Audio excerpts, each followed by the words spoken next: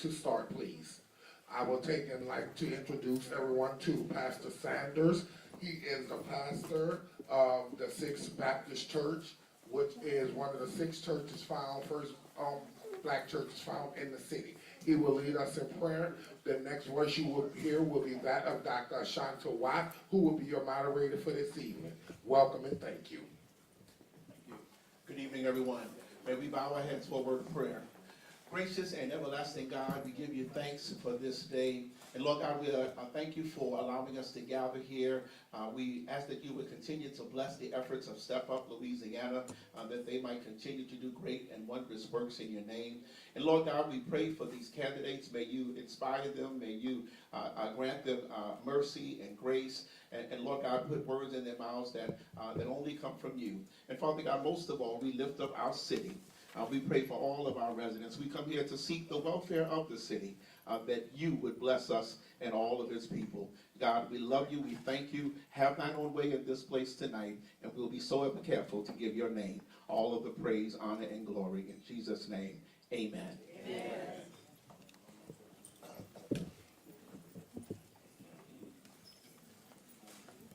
Good evening, everyone. It is my pleasure to serve as your moderator for this evening's panel regarding our sheriff's race. I want to first thank Step Up for Action for putting together these forums to inform our voting populace. And I also want to thank those of you who have availed yourselves for public service. This is not easy. And so we applaud you and we wish you the very best. We don't know who you're going to vote for, but what we do know is your sheriff is sitting in this room. So I wish you the best. Congratulations on qualifying, and let's have a wonderful, respectful forum. Thank you. It is now my honor to introduce the candidates for sheriff. Up first is the incumbent, Susan Hudson. You can clap. Next, we have Constable Edwin Shorty. Next, we have Chief Michelle Woodford. Last but not least, Bob Murray. Each of the questions, you will have 1 minute to respond. You will have a 1 minute opening, 1 minute to respond to each question, and at the end of the forum, you will have 1 minute closing. The timekeeper is in front of you. She will let you know when you have 30 seconds remaining for each question. There will also be yes or no questions inside of the questions. All you have to do is answer yes or no. No explanation needed. When you are finishing your statement, if you're in the middle of one, I will allow you to finish it. But if you go any further, I'll say, thank you, Mr. Murray. So I just want you to understand that I am always honored to hold these forums and to speak to the community. But I will remind the community that we have to be respectful. There will be no yelling out to the candidates. If you have a question or concern, there are cards going around. You can fill it out, and I will be more than happy to share it on the microphone. Any questions?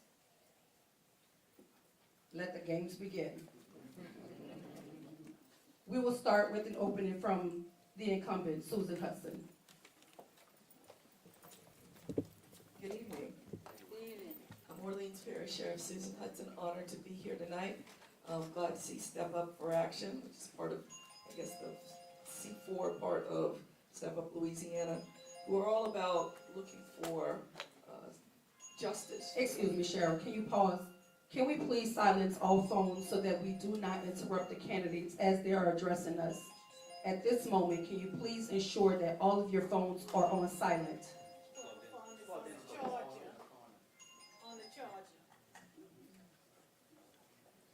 I'm sorry, Ms. Timekeeper. Can you resume? Can you start her over at her 1 minute? Sheriff, I apologize.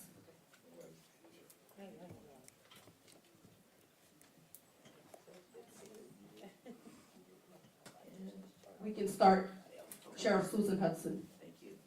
I'm honored to be here today as the incumbent running for sheriff again, because this sheriff kept all of her promises. When I ran for office in 2021, I told you I was going to do 3 things.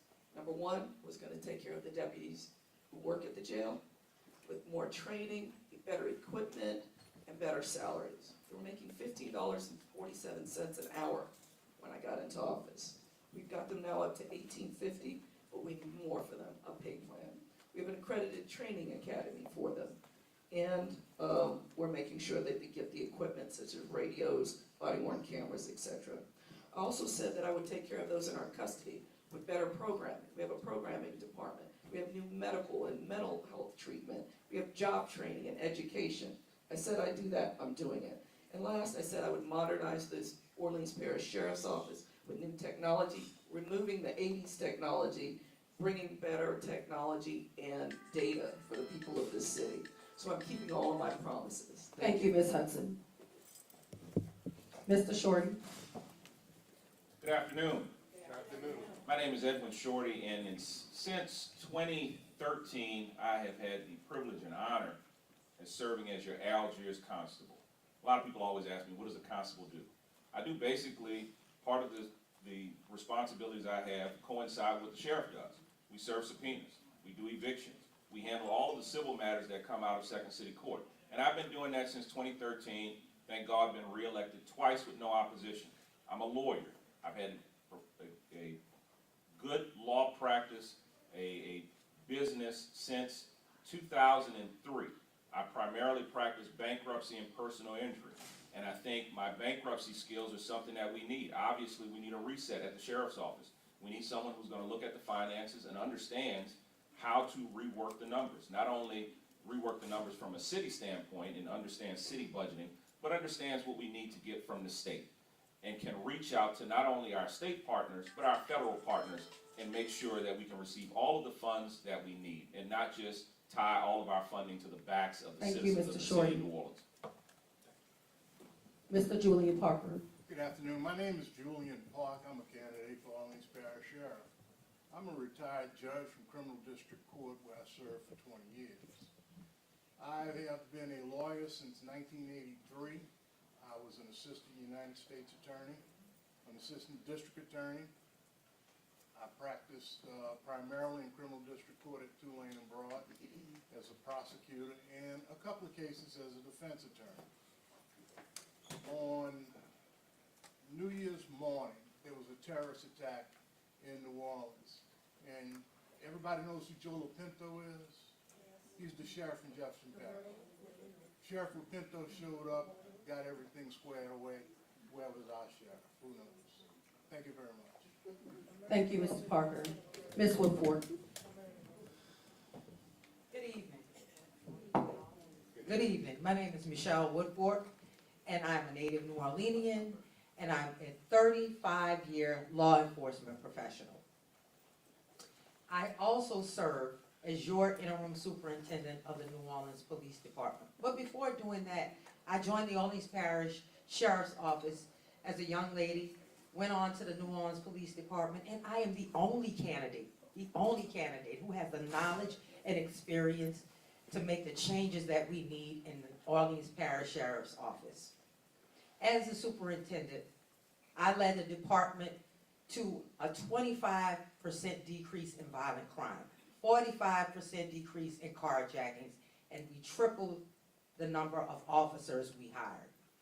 That is the kind of leadership I want to bring to the sheriff's office. You know, our citizens are losing trust and confidence in the sheriff's office. And as your next sheriff, I will bring a change to the department. Thank you, Ms. Woodford. Mr. Murray? Good afternoon, everyone. Good afternoon, everyone. Good afternoon. Good afternoon. Everyone hear me? Yes. Good afternoon. My name is Bob Murray. I am the only candidate in this race who have been on both sides of the criminal justice system. We have a chief cop, we have a judge, we have a sheriff, and we also have a constable. As your sheriff, we have to sometimes take out the box. Every candidate on this table is looking for a promotion. I am the only candidate in this race who've come from the hard knocks to the good knocks. What I'm telling you is you need a sheriff who can think out the box. We need 100 deputies at that jail right now. That jail is being run just like Walmart would run a jail with 2 cashiers. My name is Bob Murray. I understand the politics here better than any one of these candidates sitting here. Just think about it. They've all been elected to something. Not Bob Murray. You want a tough person to go back there, fix the lot, Thank you, Mr. Murray. don't make national news. Thank you. Mr. Murray, what is your plan to reduce crime in New Orleans, particularly violent crime? I think violent crime has to come twofold. First of all, if we don't have a safe jail, we don't have a safe city. I decided to run for sheriff because I was complaining to my wife one day of all the misery that's happening in Orleans Parish Prison. I started there as a correctional officer with the NOPD 30 years ago. And what you see now is a total shame. What I plan to do is hire 100 deputies immediately and contract that to a security company that will then bolster the security of our jail. That's number one. That's the most important thing. Number two, I will not be a Orleans Justice Center. We are a prison. You cannot put lipstick on a pig and change it to anything else. A pig is a pig. It's a jail. It's a penal institution. Under my leadership, that's what it will become again. Orleans Parish Prison, OPP. That's what we started it at. How we will reduce crime is that think about the elements of when that jail starts, we will have a system that works. Thank you, Mr. Murray. Thank you. Ms. Woodfork. Like I said once before, I put in a strategic plan to reduce crime in our city. And a part of that strategic plan was recruiting and retention, getting technology, and also making sure that officers were treated well. And I'm gonna do the same thing at the Orleans Parish Sheriff's Office. We have to have a strategic plan that is a collaboration with the city, the city's administration and the council. And most importantly, the citizens have to have some input on how we're going to continue to reduce crime. You know, this is not rocket science. This is not at all. It takes good leadership and it takes good management. And that's what I will be as your next sheriff. Just as I did, bringing crime down 25%. Improving the jail is what we need to do. We need a good manager to do that. You need a good, proven leader who has been in law enforcement for 35 years to take care of that. Thank you, Ms. Woodfork. Mr. Parker. When I was elected judge in 1996, I worked my way up to chief judge, and I ran the courthouse. I learned a lot about the criminal justice system, not only from my work as a judge, but as in my work as a drug court judge. I was the first drug court judge in the city of New Orleans. I learned that 65% of incarcerated individuals in America have a clinical diagnosis of drug addiction, but 11% receive drug treatment. We have a captive audience in the jail. Whatever you want to call it, the jail, the house of detention, or whatever this fellow wants to call it, you have people there who don't want to be there. And if we can collaborate with the medical schools, with Xavier University, LSU, and Tulane, to at least have some volunteers until we can finance some full-time drug rehabilitators, then we'll never get ahead of the violent crime in the city of New Orleans. Thank you, Mr. Parker. Mr. Shorty. What could I do as sheriff to reduce crime in the city of New Orleans? Well, as sheriff, I would have the sheriff's office work effectively with the New Orleans Police Department to assist them in the areas where they could assist them. And I think one thing that the sheriff's office can do is we can start doing traffic stops. NOPD is short, and we know they're short, and it's going to take a while to get them up to the manpower where they can do traffic stops. So if we can get the sheriff's office to do traffic stops, we're going to do that. We can also reach out to NOPD and say, hey, look, if you are in a district, if that district has a holding cell, we will come to you so that you don't have to come all the way down to central lockup to book someone. That saves time. That saves the officer from having to spend an hour or so leaving their district and coming to book someone and then heading back to their district. So there's subtle things that you can do that assist the New Orleans Police Department. But we also have to be honest, and too many times we lie to our citizens and suggest that we can do things that we can't do. If you really want to reduce crime, when you spend money on after-school programs, that helps reduce crime. Thank you, Mr. Shorty. Ms. Hudson. Thank you. Yeah, apparently I'm the only person who actually knows what the job of the sheriff entails. It is about running a mini city to support the jail. So we don't have enough deputies to do all of the things that we need to do, but this is a mighty little team there. And how you bring down crime is you deal with the root causes of crime. That's what the platform I ran on, and that's what I'm doing right now. What we know is the jail is full of mental health, addiction, and trauma. So every day we provide 2,000 pills to people, hundreds of medical appointments. We make sure they get medically assisted detox. We were congratulated by the United States Department of Justice for the work that we're doing to deal with the root causes of crime. You can get a high school diploma, a HISET, you can learn a trade, and you can get a TWIC card while you're in custody. Those are real things that help people when they get out. And as a result, 4 years before I got in office, people had been on average arrested almost 8 times. In the 3 years that I've been in office, it's come down to a little over 3. We're being effective in dealing with the root causes of crime. Thank you, Ms. Hudson. Mr. Parker, our organization believes that job quality of sheriff deputies leads to safer outcomes. What are your plans to improve working conditions and wages for those employed by OPSO? First, you have to find out what the sources of the money to raise wages. Everybody on this table is going to say they're going to raise wages. Everybody in the city is going to say that the sheriffs should make more money. When I was an assistant district attorney in 1984, I made $18,951 a year, barely minimum wage for the work I did, but we did it because our heart was there. But people don't want to work for free. That's a tough job back there. The legislature may have money. The city council has money. But you have to ask. You can't run a house of secrets. There has to be accountability. It has to be open. The books have to be open to the public. Or the public doesn't want their tax money to go for something that's not working. I live in Orleans Parish. I pay high taxes on my house. I pay for the sheriff's office and the jail. But I want something for my money. When I'm elected, you're going to get your money's worth. Thank you, Mr. Parker. Mr. Shorty. Could you repeat that one? Our organization believes job quality of sheriff deputies leads to safer outcomes. What are your plans to improve working conditions and wages for those employed by OPSO? I think it all revolves around recruitment. The more deputies that you have, the more you implement programs to bring on more deputies, the safer it is and the better quality of life that they have as deputies.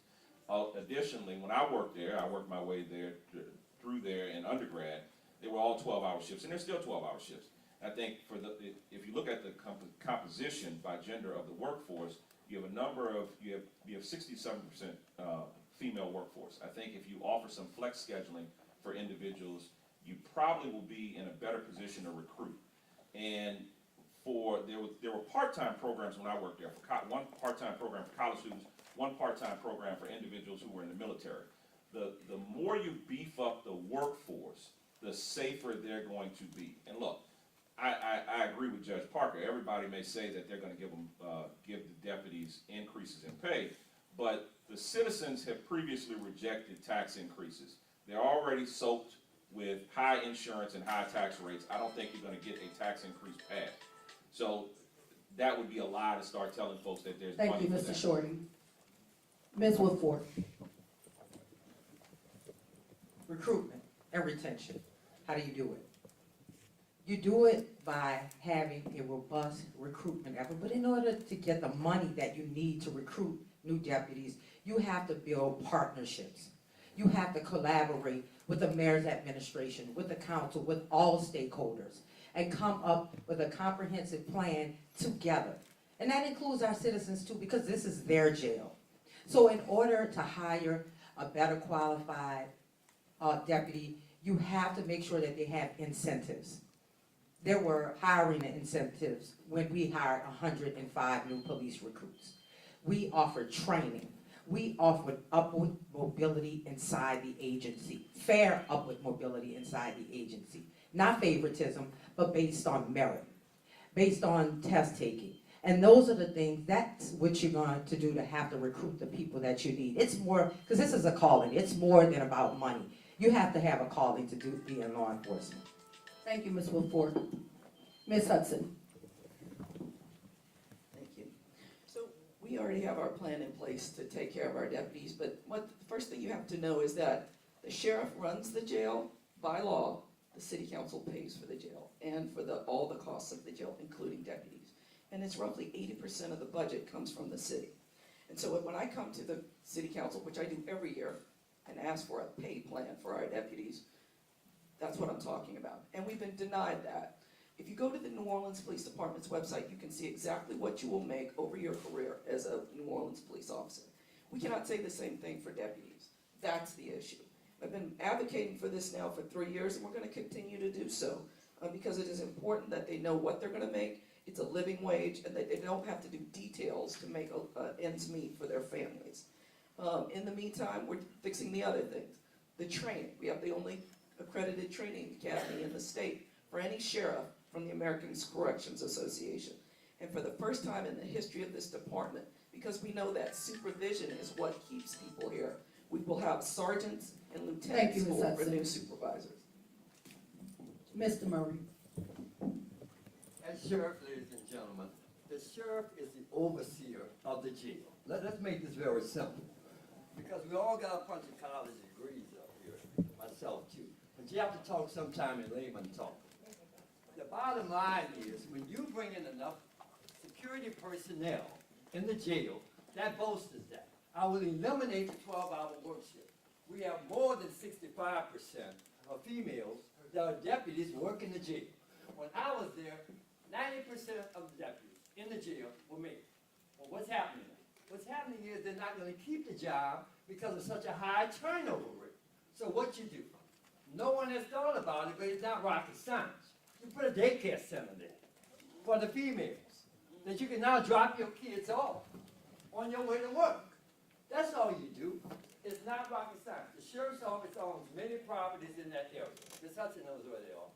Okay? And so do I. So I'm saying to draw that retention, you have to have someone like me as your next sheriff who's Thank you, not Mr. looking Murray. for a promotion. Thank you. Ms. Woodford. With recent finger pointing between law enforcement agencies, do you feel that NOPD, OPSO, and the DA are working as a cohesive unit to serve the community's justice needs? I don't think that they're working as a cohesive group, but we have to. They're all a part of the criminal justice system.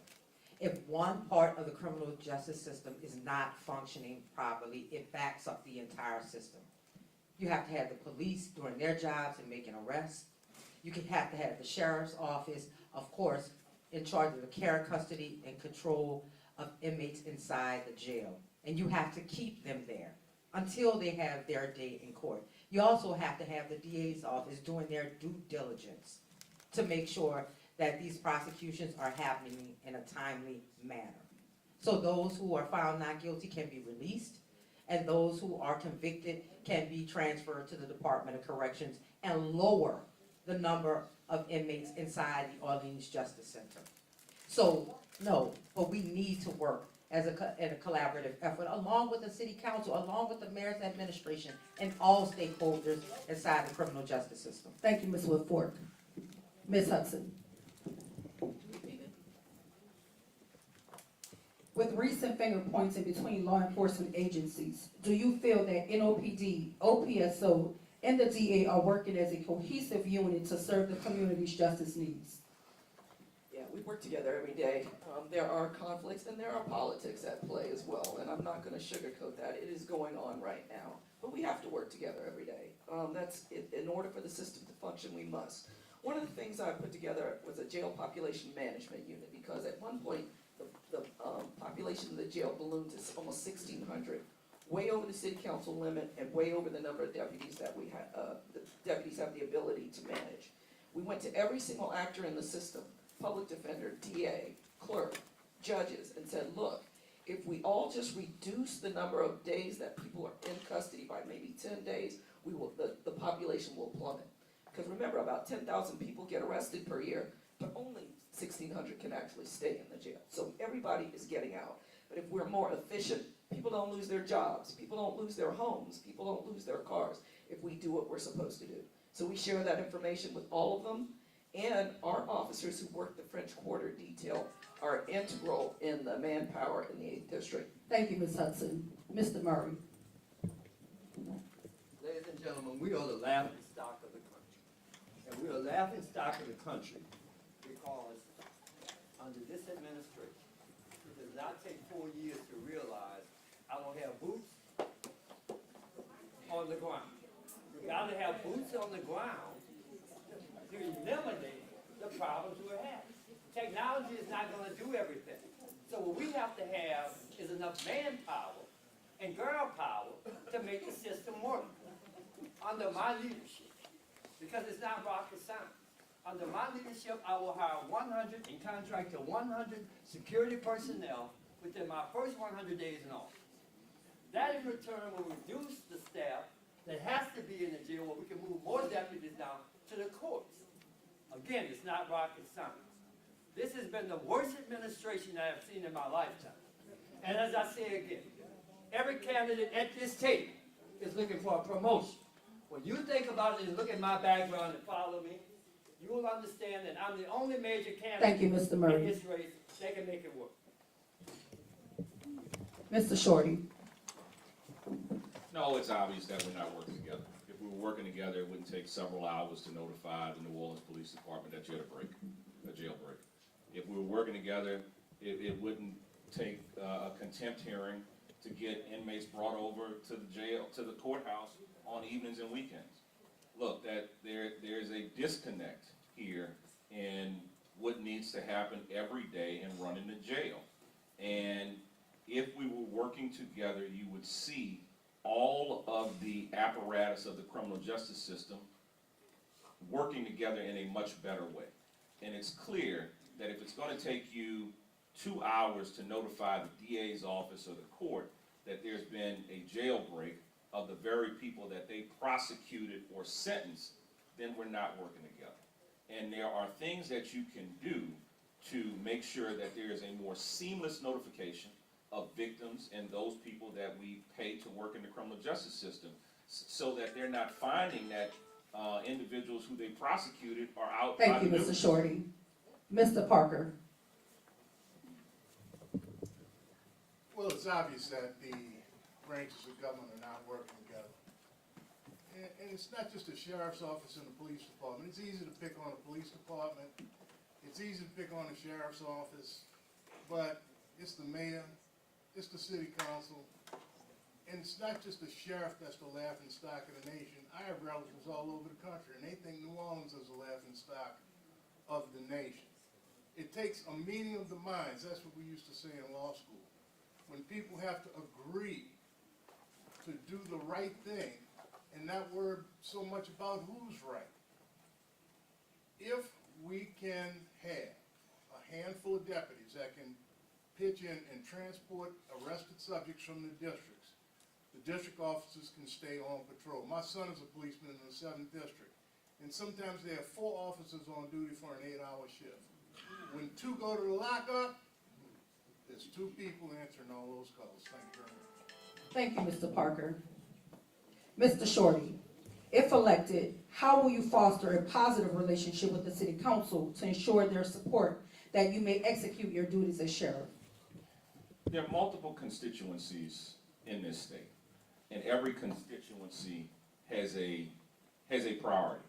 And you talk to your council members and figure out what is their priority.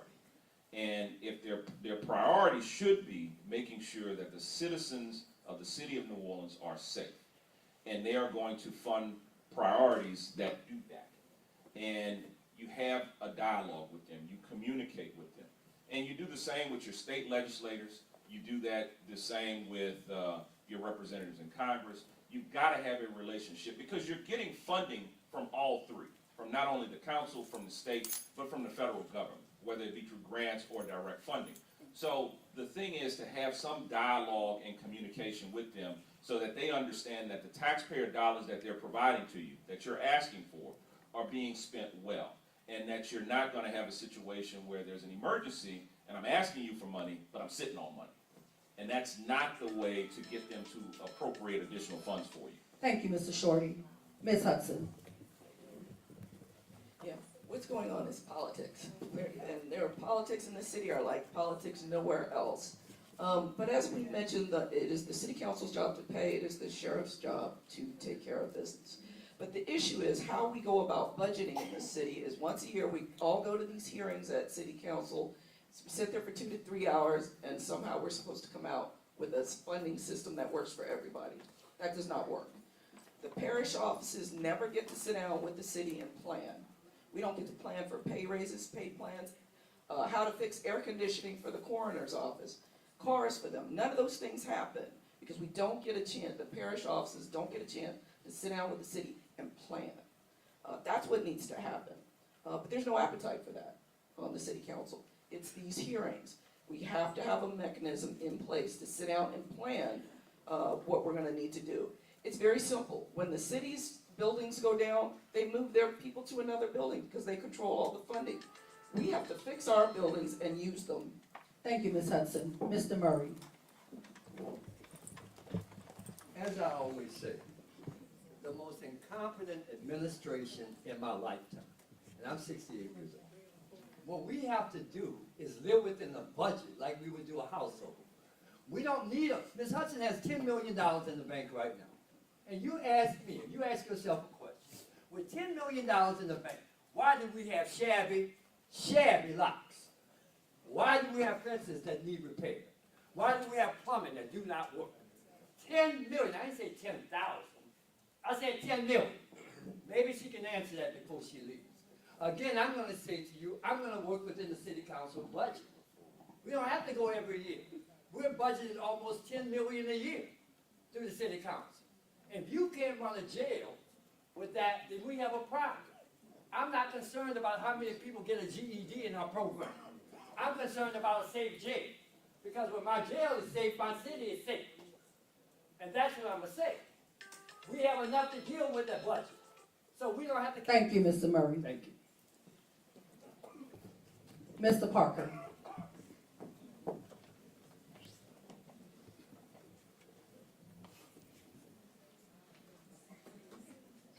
Okay. Would you like a question? Same question? Yes, sir. All right. Every branch of government must go before the city council once a year. I went every year I was the chief judge. I went every year when I was the deputy chief judge. That's the only way you're going to get funded. You meet with the accountants, you meet with the members of the city council beforehand. We, under my administration as the chief judge of criminal district, would never had our budget cut because we had a program that was easy for them to understand. We tried our best to stay out of politics. And when the new judges came in, and I'll explain to you what I mean by that off the record, but when the new judges came in 1995, we cut out all the rotten politics that had been going on down there at the courthouse for 40 years. Thank you. Thank you, Mr. Parker. Ms. Woodford. As NOPD superintendent, I went before the council several times with the budget. I ran a $166 million proposed budget and a $280 million adopted budget. And the reason why we got those funds is because we were transparent. We said exactly what we were spending the money on and why we needed anything extra. You have to build relationships with the council. You have to build a relationship with the mayor's office. You can't just say, it's your job. You're required by law to do it. You have to have a detailed budget stating everywhere all the taxpayer money is being spent, what you're doing with it. You have to be transparent about it. And until you do that, you're going to keep getting the same thing that we've been getting. No transparency, they don't have enough money. We have to do better. What you'll get from me when I'm the next sheriff is that you will get full transparency when it comes to budget matters, because I think as a sheriff, you are taking an oath to be a good steward of taxpayer dollars. Thank you, Ms. Woodford. Mr. Murray. What are your plans to ensure that incarcerated individuals have access to education and rehabilitation resources? My position is clear. I'm gonna say this again. We're the overseer of a jail. We're not a university. We're not Delgado. We're not UNO.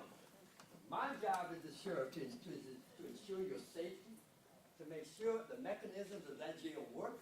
So if they want a GED, they can go to job one. If they want a college education, they can go to sooner. My job as your next sheriff is to ensure that when you go to sleep at night, that you're gonna feel safe in your house. My job is not to make the Orleans Justice Center, which I would change to OPP, an education center. We're not that. That's the whole problem the public has. And we're giving the public the wrong thing. My job is not to educate your nephew or niece. We have job one for that.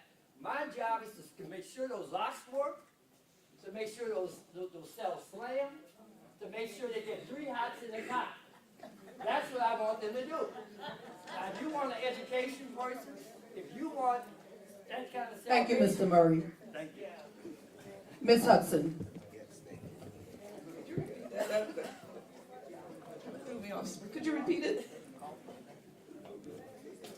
What are your plans to ensure that incarcerated individuals have access to education and rehabilitation resources? Yeah, so we already have high set GED classes going on. In fact, we're working out with a provider in the community to make sure that all of the women in the Orleans Justice Center can get their GED before they get out. But what my opponents don't know, especially Mr. Murray, is that on average, people spend 2+ years in the Orleans Justice Center before they get to trial. And sometimes it's 5 years, 7 years, 9 years. So while I have them there, we have to do something with them. If you think their mental health and their emotional health gets better being locked up for 2+ years, you are wrong. So we have to have a number of things in place to deal with that. First, when they get there, we got to deal with their medical and mental health conditions and detoxing. Then you got to start working on what can they do to give themselves a better shot when they get out. Even getting a GED will help them, even if they go to the state. It will allow them to be able to have more programming there at the state. But you got to have a high set or a GED to be able to do that. And of course, my opponent doesn't know that. Thank you, Ms. Hudson. Mr. Parker.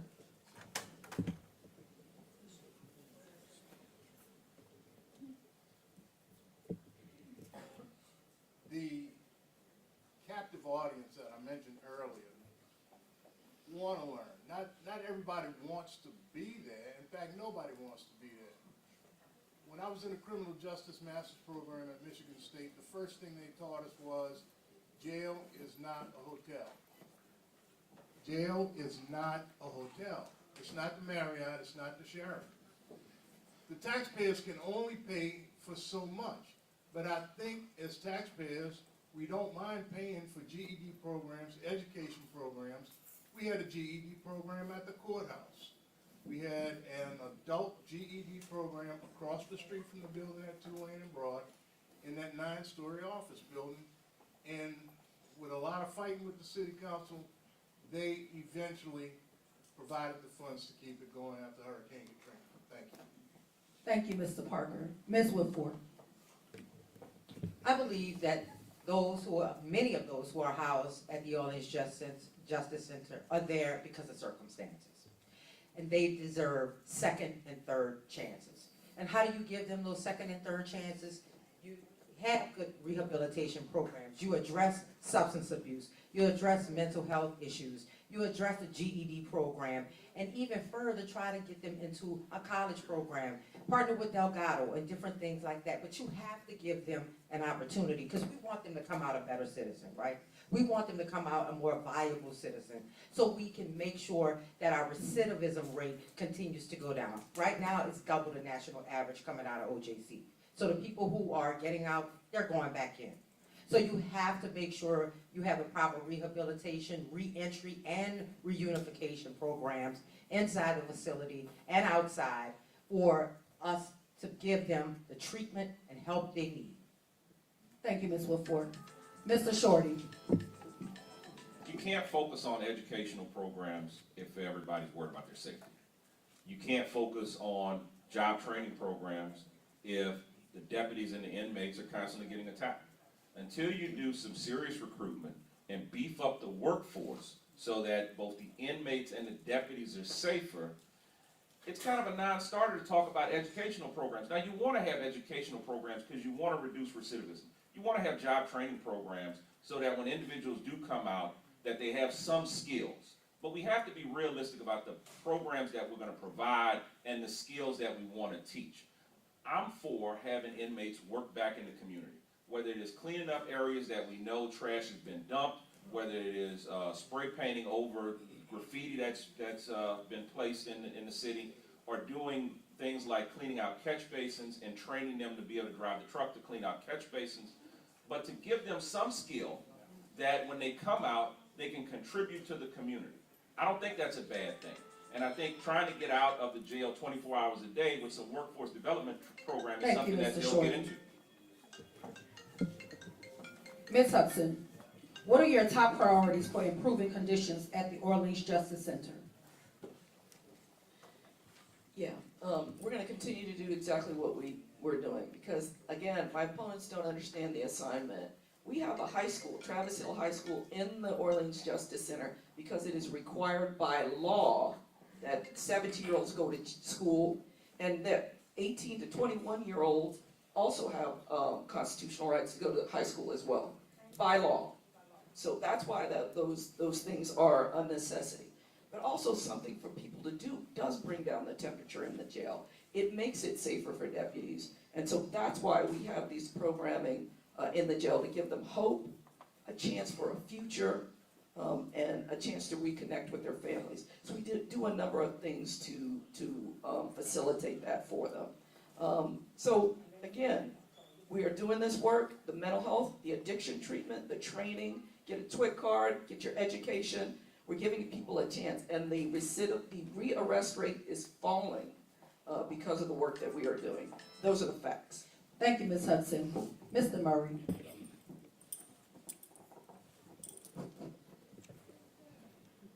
I understand very clearly that we must provide, particularly our young people, with a decent education. But it's also, I want you to understand, as the overseer of the jail, that is not the main responsibility of a sheriff. A sheriff's responsibility is to maintain safety and to maintain the economics and the mechanisms that make that jail safe. If Walmart and Home Depot can have robotics on their locks, and we've all seen them with the flashing blue lights, those 10 people would have never jumped over the fence, because that's the last end that they had to get over. That don't cost the taxpayer a dime. But we didn't have it. We didn't have it. You have to have, how simple is it before you exit that jail to do a fingerprint check? Fingerprint. We are the laughing stock of the world because we have a very inconsistent and incompetent Mr. Murray. administration. Thank you. Ms. Woodfork, what are your top priorities for improving conditions at the Orleans Justice Center?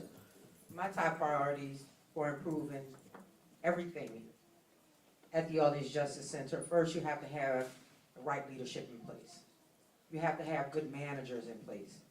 And then you have to come up with a strategic plan, a plan that comes together with a collaboration with all stakeholders involved. That means the mayor's administration, the city council, the DA, the NOPD chief, and the courts. You have to have them come in and collaborate and talk about exactly what is needed to make sure that this jail is functioning properly. You have to have manpower. You have to hire the right people. You have to have a hiring criteria, not just hiring anybody to man the jail, because we need to have a safe jail. Safe for the people who work there, safe for the people who are housed there, and safe for the people who are on the outside. And that's what I'll do as your next sheriff. Make sure that we collaborate with everyone, all stakeholders involved, to make sure that we have an effective plan. Thank you, Ms. Woodfork. Mr. Shorty. Would you repeat that one? What are your top priorities for improving conditions at the Orleans Justice Center? Top priority is recruitment. Everything is gonna start with recruitment. Everything is gonna start with hiring more deputies and improving the safety for the deputies first. And the more deputies you have in the jail, the safer the deputies will be, i.e. the safer the inmates will be, because you've got a proper response. If there's some episode of violence and you don't have enough deputies there, then that episode gets out of hand because there's no response. So everything revolves around recruitment.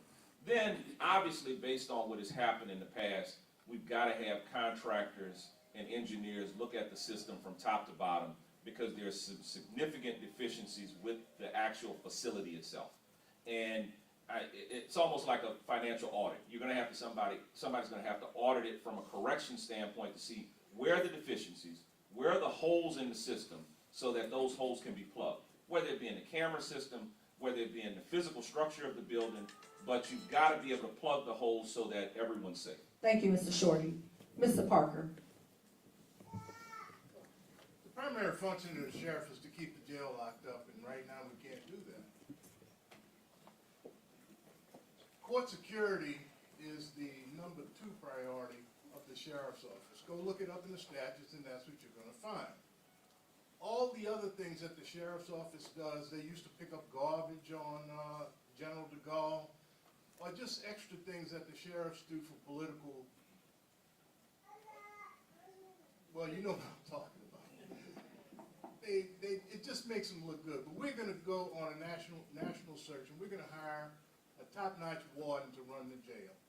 We're gonna pay that person a decent salary, and we want somebody who can remain calm under pressure.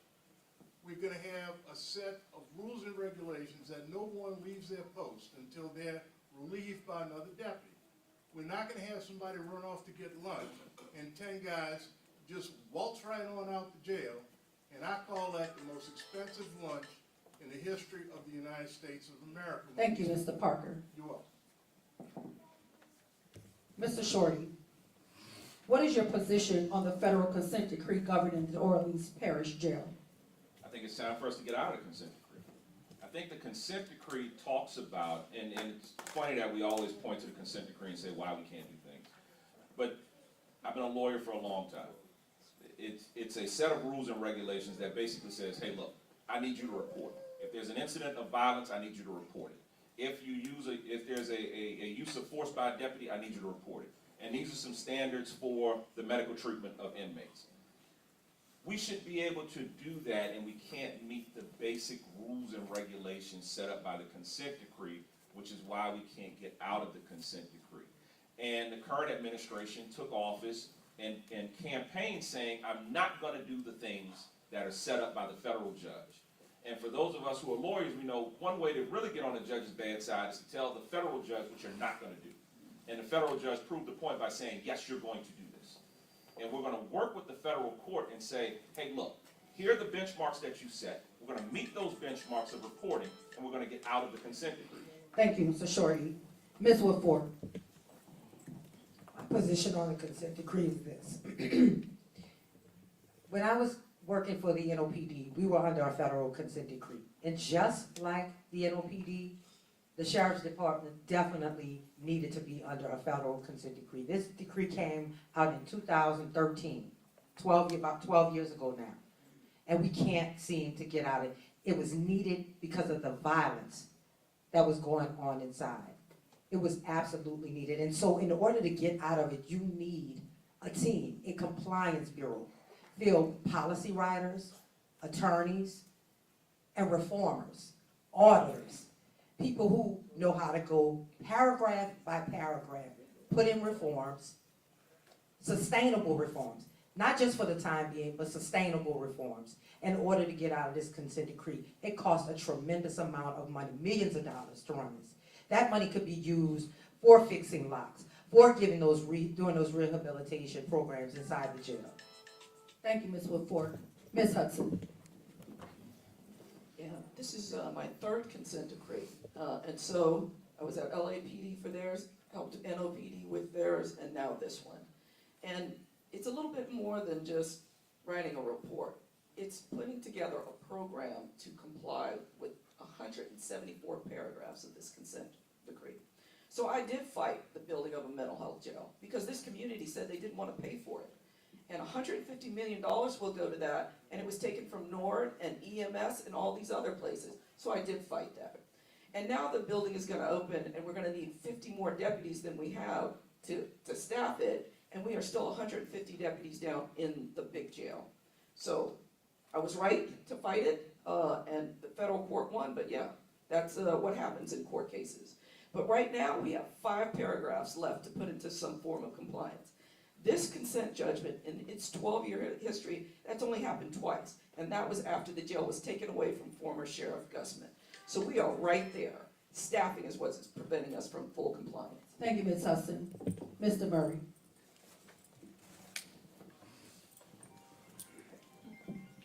That answer is a total joke. And the reason I'm gonna say that is because under the consent decree, as the constable stated earlier, as an attorney, you follow it step by step. It's just like doing a gumbo. And you work with the federal judge, and they say, okay, let's take care of this one, whether it was compliance. How are you gonna ever get out of consent decree when you have 2 people working in jail, or 1,200 people? I'm using that as it's just a narrative. How are you gonna get from a consent decree when you're not even complying on the basic things that should be happening in a jail? You got bad plumbing. Plumbing is bad. You have bad locks.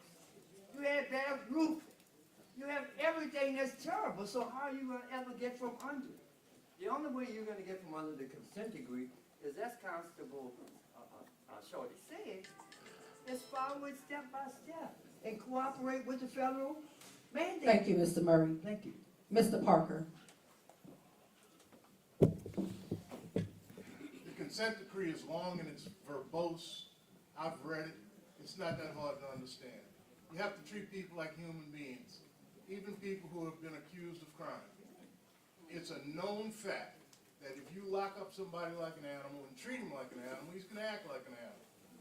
And you're going to have fights with deputies. You're going to have fights amongst the inmates. The consent decree came about 12 years ago as a result of a suit against Sheriff Gusman. There had been a videotape, it's now on YouTube, where inmates had a loaded gun in jail. They were shooting up each other with dope. They had an ice chest full of cold Budweiser.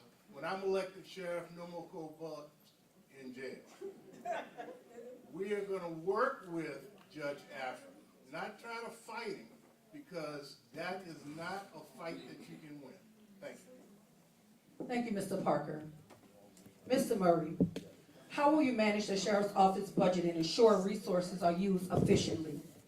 First of all, I think it's very important we be transparent. I will keep an open door policy when Bob Murray is elected as your sheriff. I will have an open door policy to federal, state, and city officials at any time. You don't need to make an appointment. So what I'm basically saying is, once we work within the guidelines of our budget, there's no doubt in my mind that it can come under control. I believe that when you run a jail, it's no different than running our household. If you spend the dollars correctly, then you'll have money left.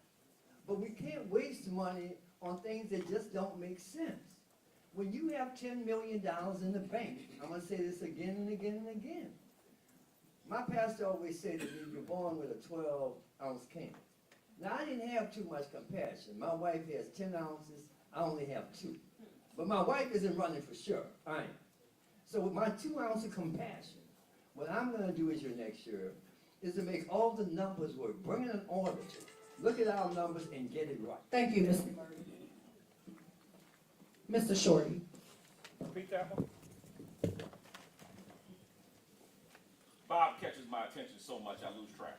It's okay. I don't mind repeating the question. How will you manage the sheriff's office budget and ensure resources are used efficiently? Well, I think the first thing is to make sure that we are diversifying income as much as we can. And what I mean by that is, look, we're taxing the citizens of the city of Newark. The property owners are being taxed by the sheriff's office. And they've said enough is enough. So now you have to look at, what do the stakeholders want? How do you get money from the state? What is the state going to look for from the sheriff's office? They may want you to house DOC prisoners. you may be in a situation that you have to increase the number of beds so that you get additional revenue from the state. What does the federal government want? If the federal government has a priority, how can they help you with equipment? You can write grants to the federal government to get equipment that offsets you pickpocketing the citizens of the city of New Orleans. Because every time that you want money, you're going back to the same people, and the same people are telling you, no, I'm already paying sky-high insurance rates. I'm already paying sky-high property tax rates. And I get it. No one wants to say, oh, we're going to have more beds than we have. But in reality, that's where the funding comes from. Thank you, Mr. Shorty. Ms. Hudson.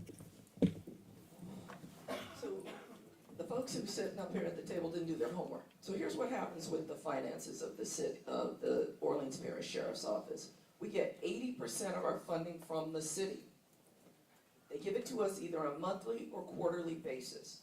If you get it on those intervals, you gotta make sure you have enough to make it to the next interval when you get the rest of the money.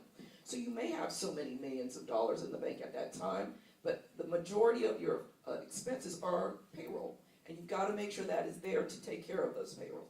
That's just common sense there.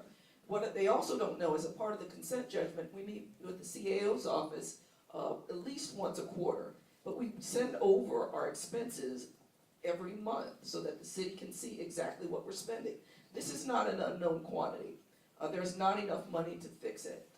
One pot to change the locks, when we did it ourselves with our funding, because we couldn't get the city to do that, we were doing that before the May 16th issue. It's $500,000 a pot, and there are 24 pots. Thank you, Ms. Hudson. You do the math. Mr. Parker.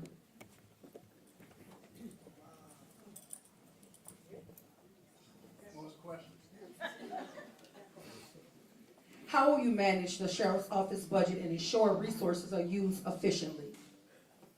Well, efficiency starts with transparency, and it ends with an operating system. And I'm talking about a written set of rules and regulations that the deputies must follow. There's so many just simple things that could have been done that would have prevented this jail escape. I've been on the national news when they had questions about what went on with New Orleans when 10 people just ran out of jail. 10 people. Unheard of. I worked in the criminal justice system in New Orleans for 30 years.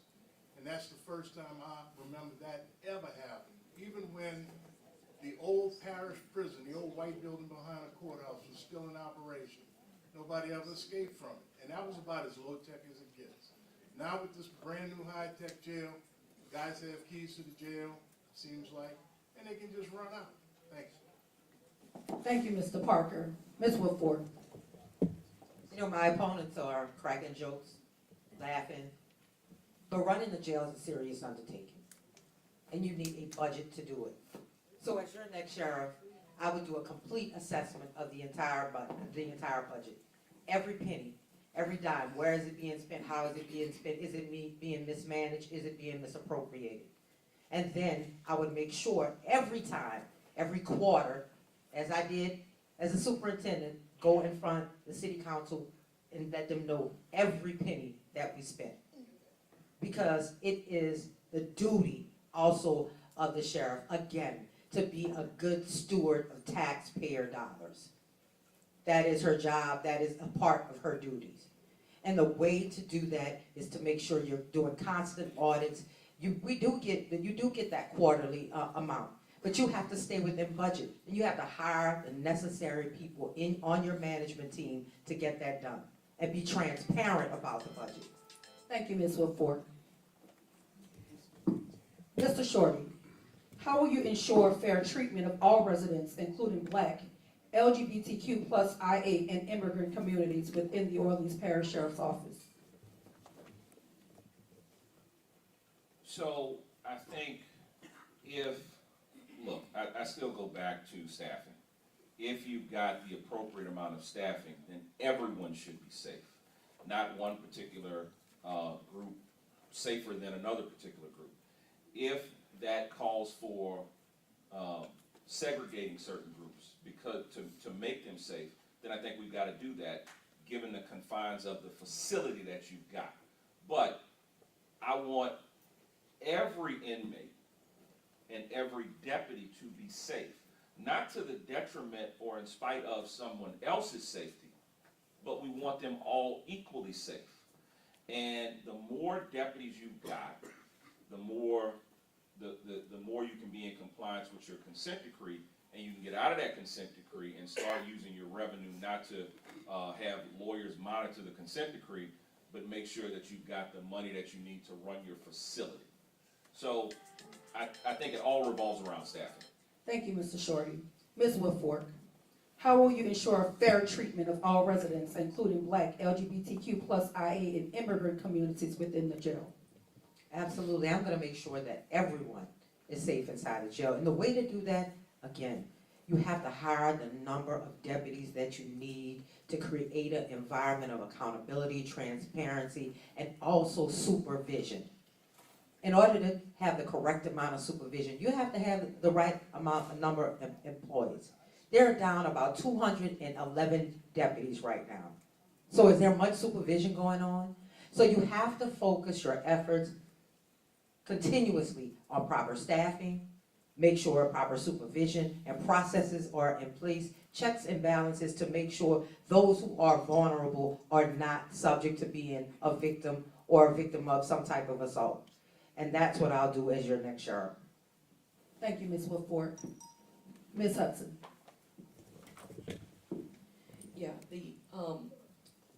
these systems are already in place. We have a consent judgment, which looks at classification issues, where people are housed in the jail, how they're kept safe, and the Prison Rape Elimination Act, PREA, we have a PREA unit that makes sure those who are LGBTQ and could be at risk of being victims in the jail, number one, we counsel them about their rights, how to reach us if they need to put in their grievances or put in calls if they have an issue. And then we have teams that investigate those, rigorously investigated. I don't believe we've had a substantiated claim in the time I've been in office, but they're investigated under consent judgment right away, and then we house people. If they are in danger of being a victim, they're housed in certain areas to make sure that they're not hurt. That's all a part of the consent judgment, which is already in place and is already being acted upon. Thank you, Ms. Hudson. Mr. Parker. It starts with training and education of your staff. You cannot have deputies come in with a certain mindset, a certain animosity towards people who are different than they are. And if they hold that animosity in their heart and they don't want to get rid of it, they can't work there. Segregation is going to be a necessary evil for those who are at risk for being victims of rape. Rape is for certain in all jails, whether it's all men, all women. I know people, I have friends that I played with when I was a little boy who've been raped in Angola. And it's something that happens, but it can be stopped by segregating those at greatest risk from those perpetrators who want to do this kind of thing. Thank you. Thank you, Mr. Parker. Mr. Murray. I believe that there's enough space within the jail, and I know from experience for over 30 years of it, is that there have been times that you will have to segregate, sometimes even by black-white, because sometimes in the criminal justice system, in the penal system, you have white gangs, you have black gangs. Let's just face it, that's just the truth. And so what I will do in addressing that is we'll look at the situation as it becomes, but I will say, we haven't heard much about gang activity at OPP, but it can happen. It doesn't take long to happen. So as your next sheriff, I will make certain in all of my guidelines that we will pay attention to and abide by the law of the land, that all individuals are treated the same, treated equally. Now, as far as they come to the immigrants, I have a different story with that. The reason I have a different story is that because our city is flooded with illegal immigrants. And I'm going to tell you, come to OPP, I'm shipping your ass up north. Thank you, Mr. Murray. The following 3 questions will be yes or no responses. We will start with Mr. Murray. Would you use your platform to support policy to increase pay for incarcerated individuals? Yes or no? Would you use your platform to support policy to increase pay for incarcerated individuals? Absolutely, yes. Ms. Woodford? Yes. Mr. Parker? Yes. Mr. Shorty? Yes. Ms. Hudson? Yes. Ms. Hudson, would you support efforts to establish a community-led committee to serve as oversight of the Sheriff's Department? Yes or no? Yes, I come from that. Mr. Shorty? Yes. Mr. Parker? Yes. Ms. Woodford? Absolutely. Mr. Murray? Yes. Mr. Murray, since the Sheriff's Department has no resident requirements, do you reside or live in the community in which you are running to serve? Yes. Ms. Woodford? Absolutely. Mr. Parker? Yes. Mr. Shorty? Yes. Ms. Hudson? Yes. The following questions are questions from the listening audience. Ms. Hudson, will the city of New Orleans have AI robots policing the streets? AI technology is so advanced that robots now can read minds, human thoughts. Let us know if New Orleans will be using AI robots to police the streets like the city of Chicago. 75% of police in Chicago are robotic. Will NOLA be next? For our deputies who work the street, that's gonna be human beings. They go to door, they walk, they do a walking beat, they go and speak to people, and they treat people with respect and dignity. I don't have any plans for that, but AI is very useful in making sure we have data about what goes on in the Orleans Justice Center, and that we can make data-driven decisions. So I will use AI smartly. Mr. Shorty? I'm not aware of any robot cops, but to the degree that we can use technology to keep both the deputies and the inmates safe, we're gonna use the technology that's available to us. And if AI can give us some predictability on incidents that may or may not occur, we're gonna use that predictability. So the technology is there to make sure that, one, we don't have the type of breakout that we have and we can monitor the areas that we need, but I'm sorry. You don't have to be sorry, you can finish your thought. Oh, okay. The technology is there to make sure that we can monitor the facility such that we don't have the type of incidents that we've had in the past. Thank you, Mr. Shorty. Mr. Parker? Where are we gonna get the money for this? There's so much that needs to be fixed at that jail, starting with the locks. Where are we gonna get money for a robotic police department or robotic sheriff's office? If the money's there, if some of these millionaires out there who are funding these PACs want to get together and give us a few million for some robots, I'd go for that. Thank you. Thank you, Mr. Parker. Ms. Woodford? As a law enforcement professional, I understand that hiring police, hiring deputies around the country is a problem. So if we use technology, such as a robot, it may help us.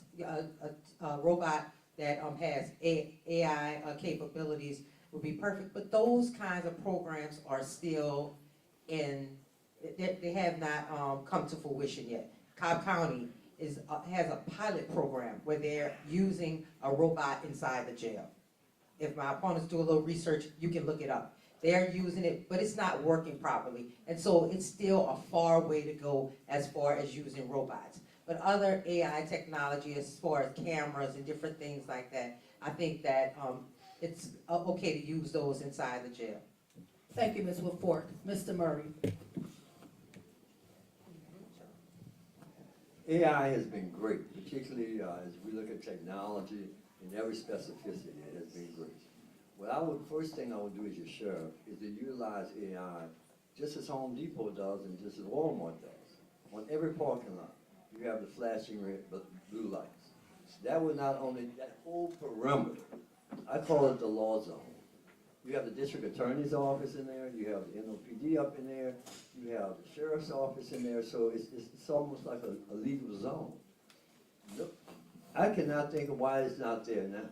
But the first thing I would do as your sheriff is to make sure that entire corridor would be AI robotic. That those flashes don't stop. They're 24/7 and no extra money to the taxpayer. If we would have had one of those robots in that back parking lot, no one would have ever got over that gate. Because what it would have done, to send an alarm to the control center. But then we learned wasn't nobody at the control center. So I mean, either way you look at it, yes, we're going to use AI in every practicality we can. But let's be real. We can only use it to a certain degree. And I'm for using it any way we can to protect our citizens of this great city. Thank you, Mr. Murray. Mr. Murray, how will you uphold and protect the Constitution of the United States and the people of New Orleans against illegal, unjust federal and state encroachment? 1 minute. Repeat that one more time. How will you uphold and protect the Constitution of the United States and the people of the city of New Orleans against illegal, unjust federal and state encroachment? The only way I can look at that right now, as far as encroachment upon our country, is that we have a country that has just really been overtaken by over 20 million illegal immigrants. Now listen, I'm for fair and justice, but I also know that when you come in here, we're allowing all these people to come into our country unchecked. We have more foreigners in this city that go through the OPP now than I see black folks. So that tells you something's wrong right there. So at the point I'm only making is that we have to curb that. And as far as immigration is concerned, I will cooperate with Governor Landry's program, and I will turn every illegal immigrant over to the ICE authorities for their transportation back to their countries. Thank you. Thank you, Mr. Murray. Ms. Woodford, let me read the question. How will you uphold and protect the Constitution of the United States and the people of the city of New Orleans against illegal, unjust federal and state encroachment? That's easy. My whole career I followed the law, and that's exactly what I'm going to do. Of course, we understand our state law and the laws in this city, they're in conflict. So how do you handle that? Right now, if there's someone who is arrested for a violent crime, of course, ICE is contacted, only if it's a violent crime, not those small crimes.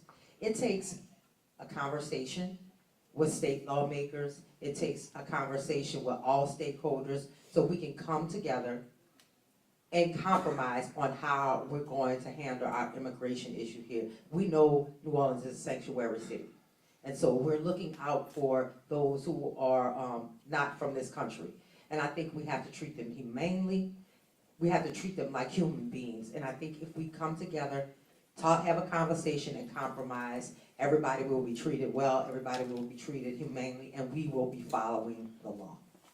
Thank you, Ms. Woodford. Mr. Parker. The question is, how do you stop the federal government from encroaching on the sovereignty of state government? It's got nothing to do with how many immigrants there are in the United States of America. What this is all about is, if President Trump says we're going to get rid of this consent decree tomorrow because I don't like it, as soon as I come off the golf course, I'm going to sign something that gets rid of it. And I think that would be a disaster. Some of it can be done through the courts, but to the rest of the members on the panel, the first thing you have to do, like Mr. Shorty and I did when we were freshmen in law school, you have to read the Constitution so you know what you're talking about. Thank you, Mr. Parker. Mr. Shorty. And I think to follow up what the judge is saying, look, there's the first year constitutional law in law school, the federal government is preempted that issue. They deal with immigration issues. So I don't know to the degree that we think we're going to conflict with what federal law is or what state statutes say. When you are sworn in as sheriff, you're going to take an oath to uphold the laws of the state of Louisiana and uphold the Constitution, and we're going to follow the law. Thank you, Mr. Shorty. Ms. Hudson. Yeah, when, if you don't know, you know now, not voting has consequences. And the Republicans came and swept the whole state, and then they put in their agenda, and that is what the law is. But at the Orleans Justice Center, there is a settlement in place called the Cacho Settlement. And that was because Sheriff Gussman held those who were immigrants too long, got sued, you as taxpayers paid out, which has happened when you hold people under ICE detention, which are not warrants, they're just ICE-signed detention orders. So this order is in place. It does not allow me to work with the federal government, and so I'm not going to do that. We're going to follow the judge's order. If that order is removed or taken away, state law will prevail and federal law will prevail, which have all changed in the last couple of years. Now, I've looked at the Orleans Justice Center just to see what we're looking at. I've seen maybe 20 people with just Hispanic names or Vietnamese names. But most of our talent in the jail is homegrown. Thank you, Ms. Hudson. Mr. Parker, many places, including New York State last week, are making jail phone calls free to keep incarcerated people connected with their families. Research shows free phone calls benefit everyone, including staff and the broader community. As sheriff, will you commit to making phone calls free in your jail? Well, again, we have to follow the law, and I read the FCC requirements and rules and regulations on that yesterday. A public official, be you a sheriff or a judge, you can't always rule from the heart. Yeah, I'd like everybody to have free phone calls. I'd like everybody to have lengthy visits with their families because it's good for their mental health. But when the FCC passes a regulation and it's signed by the president that says you have to charge, even if it's just a nominal fee for phone calls, then you have to do it. That can change from day to day. So personally, I'd like all inmates to have free access to telephones, because the last thing I want to see is somebody making a profit off of inmate phone calls, and that has happened, not under this administration, but that has happened in the distant past, that the sheriff's office was actually making money off the phone calls. Thank you. Thank you, Mr. Parker. Mr. Murray. I believe it is every incarcerated person's right to have free communication. I think we're not there to make their life any more miserable than it already is. As your sheriff, as your next sheriff, I will make certain that regardless of, and I understand we have some accomplished attorneys on our panel, but I have a brother and sister that are both attorneys too. And I understand the law very well. Now, with that being said, a sheriff can certainly demand some things within his own institution. And I would say to you that you can fight that and lobby the legislature to create that. I do not want to make any profit of anyone's else misery. And as your next sheriff, that will not happen under my watch. Thank you. Thank you, Mr. Murray. Ms. Hudson. The FCC came in and said we're going to lower rates, but then the Trump administration came in and has moved that now to 2027. So those rules aren't in place. But what we reached out to the city council. We spoke to Helena Moreno and Oliver Thomas to see how are we going to be able to pay for these. It costs. And so to be able to pay for that is important, because you also have to monitor these phone calls to make sure that the folks in our custody are not reaching out to witnesses or victims, harassing them, doing that type of thing. So that takes a lot of work to do as well. And so you have to, and then the money for the sheriff's office is about $1 million. And if that goes away, now we have even bigger deficit that we're gonna have to face. So that would cause us to cut programming or something else in the jail. So I'm glad to work with the city council to have free phone calls. Right now, we have free phone calls every day and free video calls each week as a part of our current contract, but we love for the whole system to be free. Thank you, Ms. Hudson. Mr. Shorty. Look, I think as the sheriff said, you want to look at the costs and see what you can do to make sure that the costs are not exorbitant, but I think you have to be realistic. There's a cost associated with the program, and you're hard pressed to tell the taxpayers, hey, look, I'm going to tax you, and then I'm going to start giving away certain things, and then I'm going to end up taxing you more. And especially for folks who themselves are paying a phone bill every month. And that's we have to be realistic about some of these things. These things these services that folks want to give away, they cost. And the sheriff has tried on several occasions to increase taxes for a number of different reasons. And the citizens have rejected it. So to arbitrarily say, oh yeah, we're going to give away phone calls, no. The citizens have already said, I don't want to pay anymore. So you can try and minimize it as much as possible, but to say that it's going to be free, no, I don't think that's a economically viable situation. Thank you, Mr. Shorty. Ms. Woodford. It is my hope that all the phone calls will be free. But because of the law, we have to follow the law and charge it, but make sure that fee is nominal and work with the council in order to pay for those phone calls. We already have a system where they don't have any in-person visits right now. So that does do something to the mental health. And, seeing someone in person can, make you behave better, give you some mental health relief. And so since we can't do that, we have to advocate for a nominal fee for phone calls, and we can work with each other to make sure that that happens. But right now, we have to follow the law and charge that fee for phone calls. Thank you, Ms. Woodford. Mr. Murray, do you commit to protecting immigrants in New Orleans by not sharing immigration status with ICE and CBP? Consider the recent state law that criminalizes thwarting ICE. How far are you willing to go to protect New Orleanians? As I said earlier, I will comply with Governor Landry's initiative. I believe that our city, as around the country, we're over the line with illegal immigrants. So I will protect illegal immigrants' rights to transfer them over to the correct law enforcement agency, which is immigration control. And we will not be a sanctuary jail, not under my leadership. Thank you. Thank you, Mr. Murray. Ms. Woodford, can you repeat the question? Do you commit to protecting immigrants in New Orleans by not sharing immigration status with ICE and CBP? Consider the recent state law that criminalizes thwarting ICE. How far are you willing to go to protect New Orleanians? I'm willing to go to the end of the earth to protect New Orleanians, but I'm also bound by my duty, by an oath, to follow the law. And that's what I'm gonna do. Am I gonna advocate for something different? Yes, I will. But I have to follow the law. There are a lot of laws out there that we don't agree with, but we follow them because they are the law. And so I'm gonna do whatever I can in my power to protect those immigrants, but I'm also going to follow the law. Thank you, Ms. Woodford. Mr. Parker.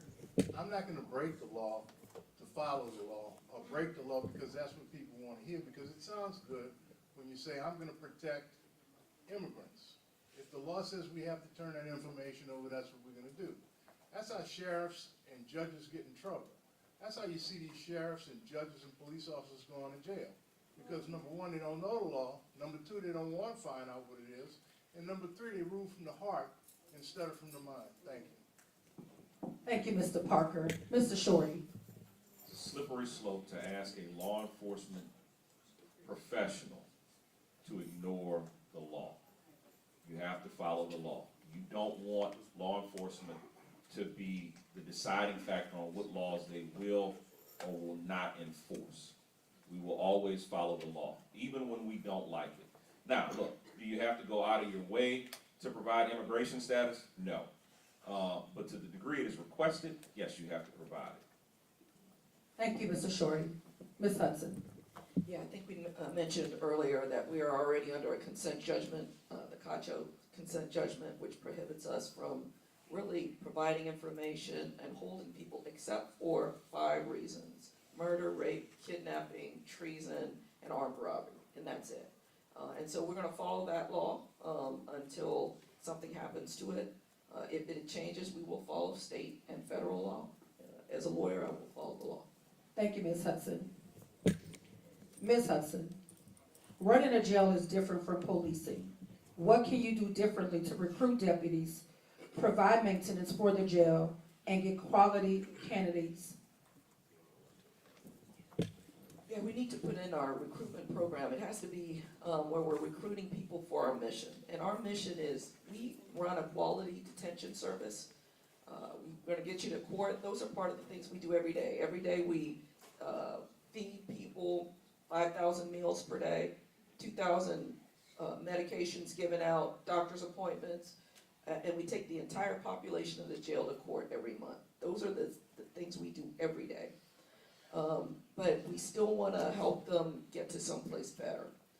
And so that's where the programming comes in. It doesn't just help to give them hope and a chance to get somewhere better. It brings down the temperature in the jail and makes it safer for our deputies. So we want them to understand what the mission is, to embrace that mission. And if you want to come be a part of that, then we don't have a place for you.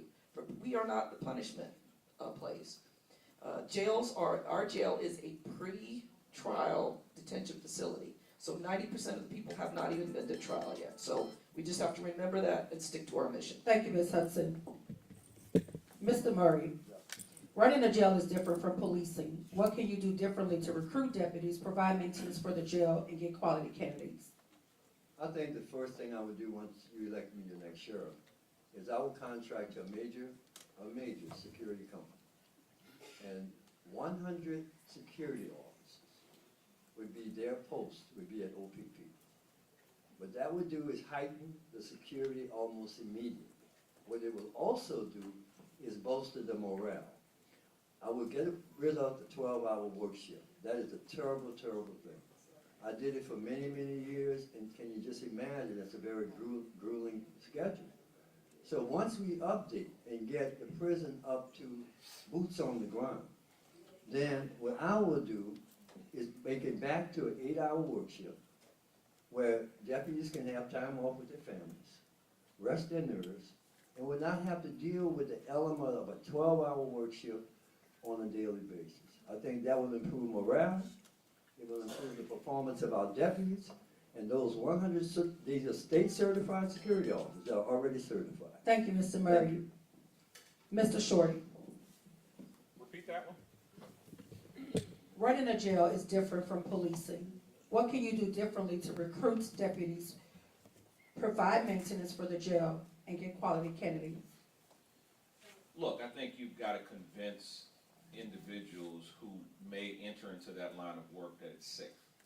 And once you convince them that you are going to make their safety a priority and not necessarily focus on the needs of the incarcerated, but you're going to prioritize their needs, then I think recruitment should increase. Again, I worked there in undergrad as a college student. There was a special program for college students to work part-time in the jail, and that program worked very well. There was another program called the About Face program. I think you bring that program back because that program took military folks who were here stationed reservists or stationed at Joint Naval Forces Reserve, and they've already got their basic training. You give them corrections officer training, and you supplement that force. Anything that you can do to supplement the force that you've already got in the jail is a good thing, and it helps for the safety of the inmates, which then also helps for the safety of the deputies and the inmates. Thank you, Mr. Shorty. Ms. Woodford, Can you repeat it again? running a jail is different from policing. What can you do differently to recruit deputies, provide maintenance for the jail, and get quality candidates? It is two different things. Working the street and working in the jail are two different things, but recruitment and management it's not different. And recruiting, you have to target those who want to be in corrections by going to your local universities, by going to your high schools and talking about what programs you have in place there, what incentives do you have for them to come. Is it an education incentive? Is it a monetary incentive? There are different things that you can do, just as I did as the NOPD superintendent, in order to have people be interested in joining your agency. And it takes a lot of work. It takes going out, talking to different people, having the job fairs, and offering assistance for them to even come in and see if this is the job that they like. But you need a hiring criteria to hire the right people for this job. You need to make sure you're hiring somebody of high moral character and standards so we can stop the violence that's going on inside the jail. Thank you, Ms. Woodford. Mr. Parker. There are 3 levels of certification for law enforcement officers, post level 1, 2, and 3.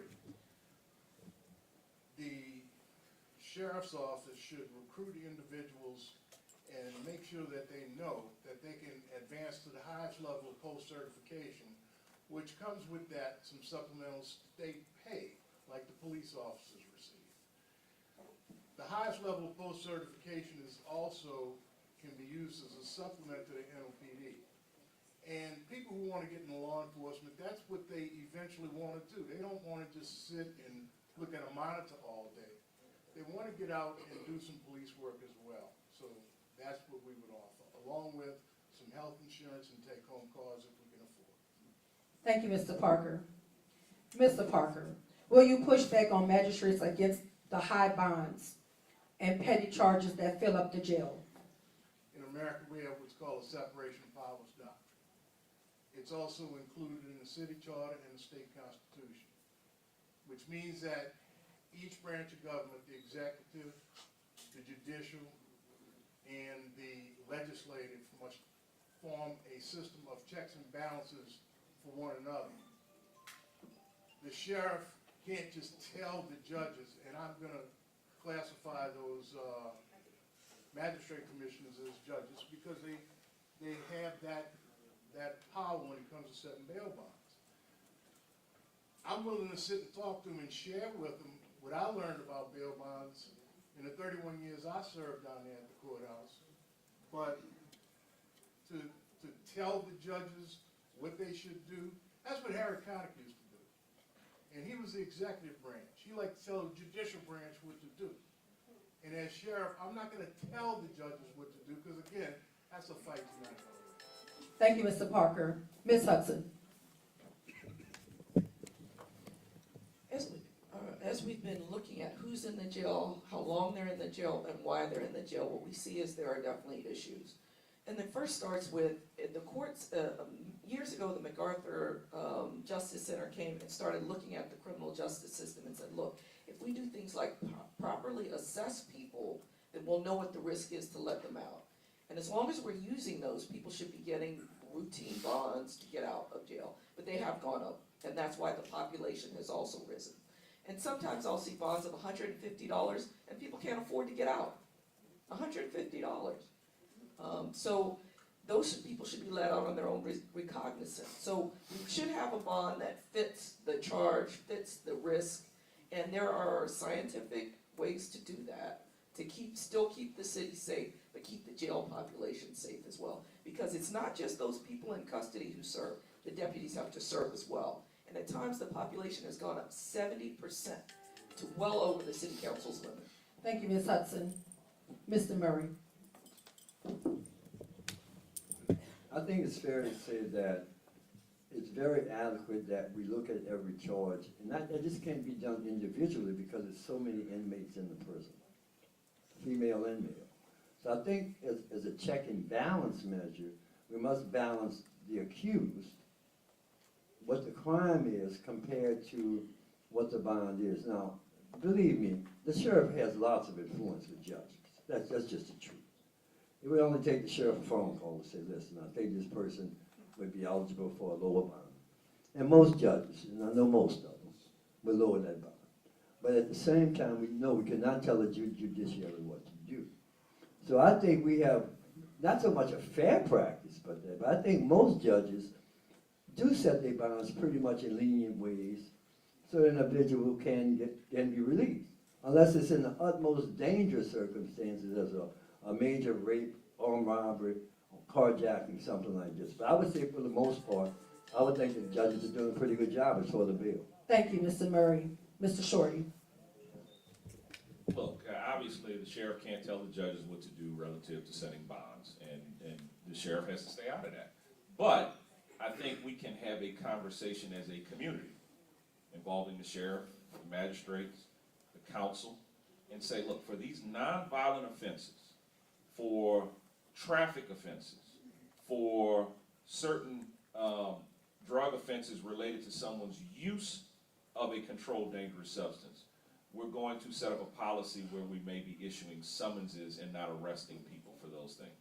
So that deals with your jail overcrowding issue and making sure that people who obviously may have a substance abuse problem aren't sitting in jail for weeks because they can't make a bond. But that is a community-oriented discussion and not just we're going to leave that up to one elected official to say, hey, why don't you tell the judges what they should do relative to the bond? Because the judges are elected as well.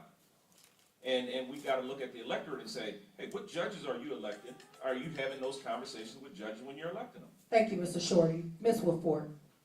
It is absolutely not the job of the Orleans Parish Sheriff to set any bonds, right? That is what the magistrates do. It is their job. But should we have a conversation about it? Absolutely.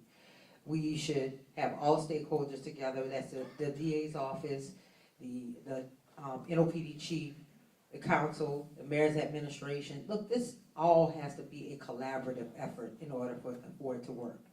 Because of course, there are some people who just cannot afford, even like the sheriff said, a small bond for $150. They just can't afford it. But we need to also advocate for bail assistance programs that are there to help those who are indigent and can't afford those small bails. So I think having a conversation with all the stakeholders to make sure that the bonds or the bail that's being set is low or is conducive to whatever crime is being alleged committed. I think if we work together and make sure that they're setting fair bail bonds, that we can get it done. Thank you, Ms. Woodfork. Ms. Woodfork, what will you do about the youth being connected to crime, about the youth in education? How do you improve the relationship between police and community? It's exactly what I did as the NOPD superintendent. Community engagement was my favorite thing, and it's the most important thing. Our youth are our future. We have to invest in them now. Dr. Wyatt, a staunch advocate of education. I listen to her all the time. We can't do anything without educating our youth. That has to be the basic bottom line, the number one thing. They're housing people at OJC right now. We have to make sure that they get the education that they need so when they walk out, they can walk out a more viable young man or young woman. So education is definitely the key. It's definitely important that we engage with our communities. We go out in the communities and we participate, whether it's midnight basketball, officer friendly, police citizens, junior citizens academy. Those are the things that I put in place as a New Orleans superintendent, and they work. You can see in the continuous decrease in crime. Thank you, Ms. Woodfork. Mr. Murray. I think the youth are certainly the future of our society. So I think the bottom line is we must take clear examples. And it has to start at a young age. We can't wait until they're in their teens and 20s to do that. And what I propose as your next sheriff, that we will have a program that we need to go into the schools long before they're in their teens. We need to have an officer, and we have enough officers to do that, enough deputies to do that, to educate our young people and be role models and get them to understand what the job of the sheriff's office is and what law enforcement is, what corrections is. We can't wait till they get to 17 and 18. So I would create a program that we will visit our schools regularly. I have all the deputies just for that. Because when we're made notice in the community, those young minds take notice of what we're doing and what we're saying. And we can educate them as deputies just as a school teacher can. Because a deputy ultimately ends up being a sociologist, a teacher, a lawyer, you name it. So Thank that's you, what Mr. Murray. Thank you. Mr. Parker. Well, in a perfect world, I'd like to see the teachers get paid more. My mother was a teacher in all these parish schools. You speaking my language, Mr. Parker. Here the teachers. And she was disappointed when I went to law school instead of going to get a degree in education. But anyway, education starts at home. The parents have to get involved with the teachers. The sheriff's office can't force that on a family. They're only going to do what they're going to do as far as helping the child, participating with the child. I spent more Saturday afternoons at Joe Brown Park watching little boys play football than I can count. And the sheriff and the police officer cannot be a substitute for a father. And the fathers have to get involved, and the fathers have to stay out of jail to make a viable role model for these children so that the role model is not necessarily the policeman. Thank you, Mr. Parker. Ms. Hudson. Can you repeat it? What will you do about youth being connected to crime, about the youth in education? How do you improve the relationship between police and community? Well, a number of our officers already work the streets, and we do policing the way it's supposed to be done, which is that you talk to people. If you need to give a warning, you do that. Respect people, and we're not trying to lock up people for misdemeanors. We don't have that room or that time, and we're trying to help people. Our deputies primarily work in the French Quarter because that's the detail where it's paid, but you're dealing with mental health, addiction, and trauma there as well, and we help get people to that treatment. Sergeant Altrice Taylor is now the president of DARE, and so we are a part of being in schools, talking to kids about a number of things. It includes drugs, but bullying and just a number of issues that children are facing. We hope to bring back our Young Marines program. We've had to discontinue that because we just don't have the deputies to be able to run it, but we hope to bring that back. That's a good place. I have families reach out to us saying, you know, my 17-year-old's out of control. Can you help him get into this program or do something of that nature? And we want to help our community. Thank you, Ms. Hudson. Ms. Hudson, do you support predictive policing? You skipped me on one. I am so sorry, Shorty. Hold a question, Sheriff. Mr. Shorty. Well, repeat it, I forgot it now. No stuff, won't be no stuff. What will you do about the youth being connected to crime? About the youth and education? How do you improve the relationship between police and community? Since 2013, I've been a mentor with a group called the Silverback Society. And like Mr. Murray said, I think at the point that you start talking about teenagers, you've got a real problem. What we did was we would go in to talk to 8th grade boys before they got into high school. And what they have to see is someone who looks like them, who is doing something positive, and they will try and emulate that. And to the degree that we can take deputies and bring them into the schools and say, look at this individual. This individual is successful. This individual provides for his family. This individual is doing things in the community that you should be doing. Then they will want to emulate that, and hence they will not commit those crimes. Whether it's doctors, lawyers, firefighters, police officers, we all go into the schools and we all do the same thing. And I think once you do that, and if you take deputies and do that, they also start to get a positive reflection of what a law enforcement professional is, and they will want to emulate that. Thank you, Mr. Shorty. And because I skipped you, Mr. Shorty, this next question is for you. Do you support predictive policing, which is the use of data analysis to anticipate future crime locations, times, allowing law enforcement to allocate resources more effectively? So I've been on the board of my alma mater for a number of years. I've been on Southern's board for a while, and I like data. And I would want to see what the data analytics tells me about that. Because if I say yes, then there are always unintended consequences of a good program. And sometimes you say, all right, this program looks great, we're going to use data analytics, and they're going to tell us when we may have this problem or that problem.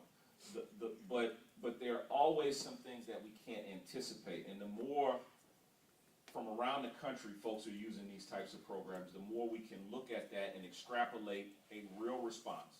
What does this mean to us? And whether or not someone can abuse that program and violate someone's rights. So I don't think the technology or the information has been tested enough for us to really be able to extrapolate what are the benefits and what are the pitfalls. And so I would not want to answer that until we have more information on it. Thank you, Mr. Shorty. Ms. Hudson. You know, obviously, you're going to use data to decide where you need to put your resources out in the community. But you do have to be very careful about drilling down on that data. So you have police-initiated crime, police-initiated actions, which can lead to people being arrested. That's a crime statistic, but it's police-initiated.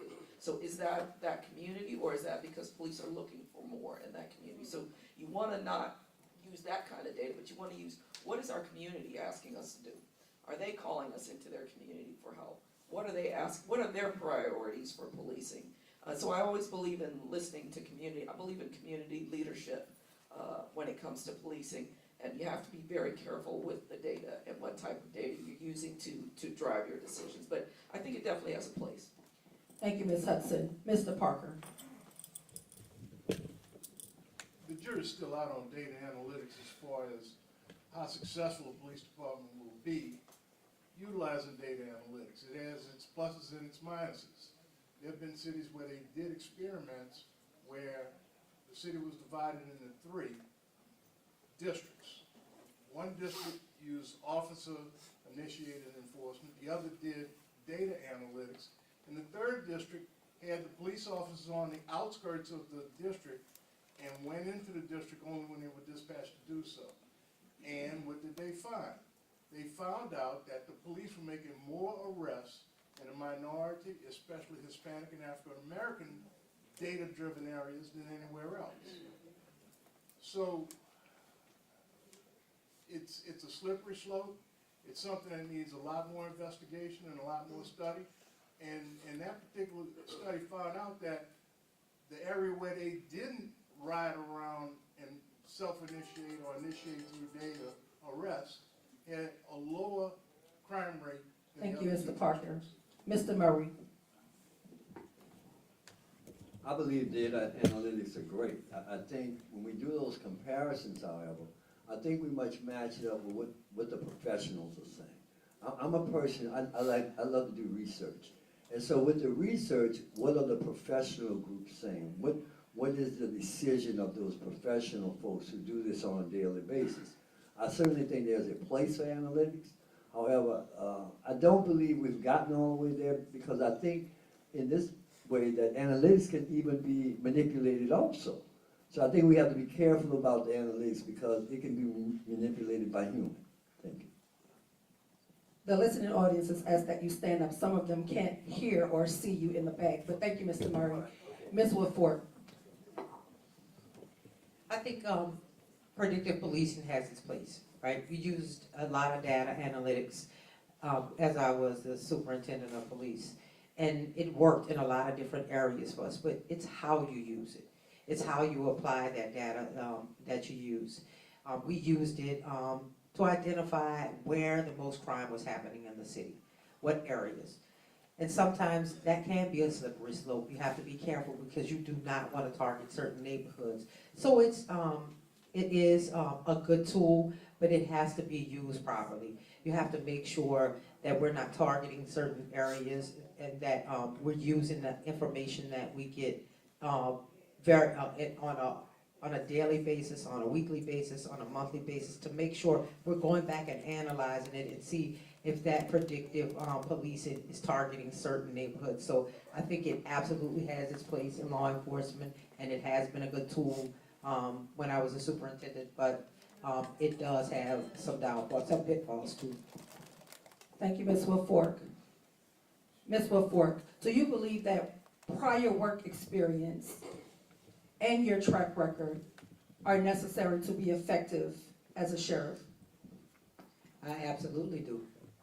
As a former deputy sheriff, when I started out, and then I moved on to the New Orleans Police Department, and I rose to become the first female superintendent of the New Orleans Police Department. My knowledge and experience definitely will have an impact as your next sheriff.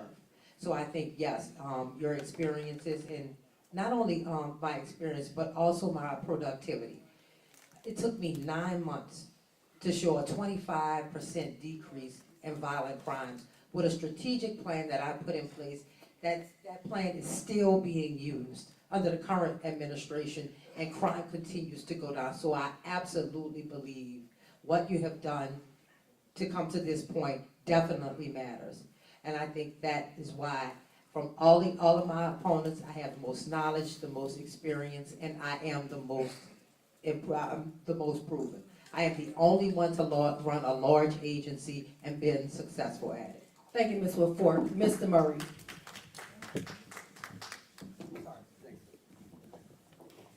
I don't think being a top cop gives you the analogy of dropping some folks off, taking the handcuffs off them, and leave them at the door.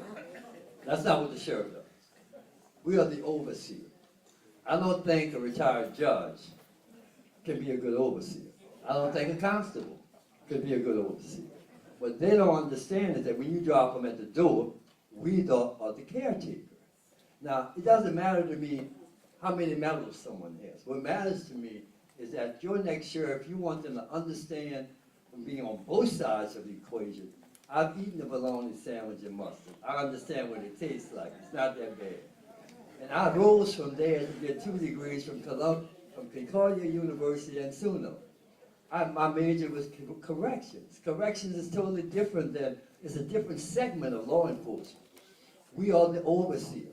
And I'm gonna say to you today, when you make a choice today, you have 4 candidates, all looking for promotion. Thank you, I'm the Mr. only Murray. one now. Thank you. Mr. Parker. In the 30 years that I've worked in the criminal justice system in New Orleans, I've handled thousands of criminal cases, come in contact with thousands of people who were incarcerated in the parish prison. Through the drug court program, we've helped hundreds of inmates and hundreds of probationers to become productive citizens, and that's what you need in the sheriff's office. That's something that has been lacking. The things that we learn through drug court are just as important as the things I learned when I went for my master's in criminal justice at Michigan State, and what I learned when I got my law degree from Southern University. Thank you very much. Thank you, Mr. Parker. Mr. Shorty. I've been a lawyer for over 20 years. I understand what's in the consent decree. I've been on Southern University's board for almost 10 years now. I understand budgeting from a governmental standpoint. I've been a mentor, so I understand what the youth are looking for. All of those things put me in a position to be your next sheriff and to do a damn good job at it. I've been an individual who started his own business and been successful at it. The constable's office is basically my own business because I don't get any funding from the city, any funding from the state. It operates off of user-generated fees. So we've had to make that work without any support funding. Those things tell you that I can live within the budget that I've got, the budget that the city council gives me. I can work with our council, I can work with our state legislators, I can work with our congressional leaders to make sure that we're not taxing the citizens of the city of New Orleans over and over unnecessarily. Thank you, Mr. Shorty. Ms. Hudson. I'm the only person in this room, because there are only 3 living people who understand what it's like to run the jail in this city. And as you've heard up here, a lot of unrealistic expectations about what this jail is going to look like. The job every day is mental health, addiction, and trauma treatment, period. Getting people to court, feeding them, getting them medications, making sure that they are able to get to court. And then all of the wards are all compressed into one building, and they don't all get along together. So we've got to keep them from hurting each other. But let me tell you something, it's a jail, and there's no magic wand you can wave to get everybody to do what they're supposed to do. And there are going to be outbreaks, and there are going to be mistakes made. That happens in every jail in the country, every jail. But we have moved with only 60% staffing, and we started at 45%. We've gone to only 5 paragraphs left in the consent judgment, accreditation for our training academy, and raises and support and equipment for our deputies. Thank you, Ms. We're Hudson. moving in the right direction. Ms. Hudson, with the recent escapes so close to the election, do you find this suspicious? And do you believe the recent breakouts at the prison are politically motivated? Ooh, he said a mouthful. Let me tell you something. This jail was built in such a way, and nobody's been in it apparently but me, but it's built in such a way that it is almost impossible to get out without help. Without a doubt. And that's what happened that day. Now we have a story to tell. This isn't CSI New Orleans where everything's wrapped up in 1 hour. We've got to go look at hundreds of hours of film, listen to phone calls. There's a lot that's being done to find out exactly what happens. It's my job as the sheriff to tell you that story when it's ready, and it's my job to hold everyone accountable who was a part of it. And that will happen, but we've got to have a thorough investigation first. Bad things are going to happen in jails. It is just what happens. But it's what you do about them that counts. Thank you, Ms. Hudson. Mr. Shorty, with the recent escape so close to the election, do you find it suspicious? And do you believe the recent breakouts at the prison are politically motivated? No. It's not politically motivated, it's a jailbreak. And since we've had jails, we're gonna have jailbreaks. I don't hold the sheriff responsible for a jailbreak. What I hold the sheriff responsible for is the response to the jailbreak.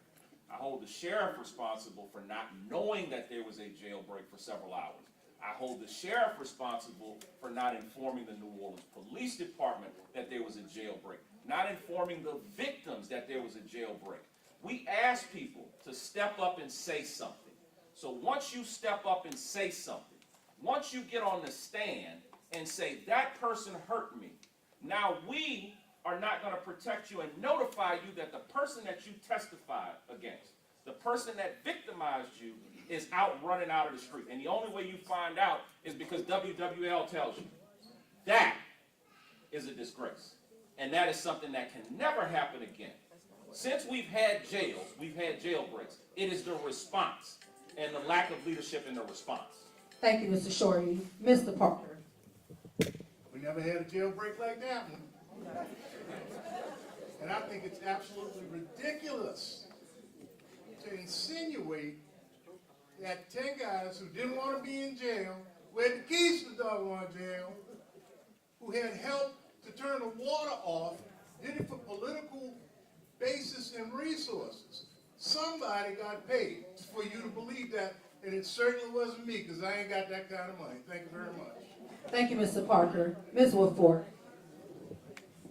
For anyone to suggest that the jailbreak was due to some politics or political opponent or anything like that, as the sheriff did more than one occasion, is absolutely ludicrous.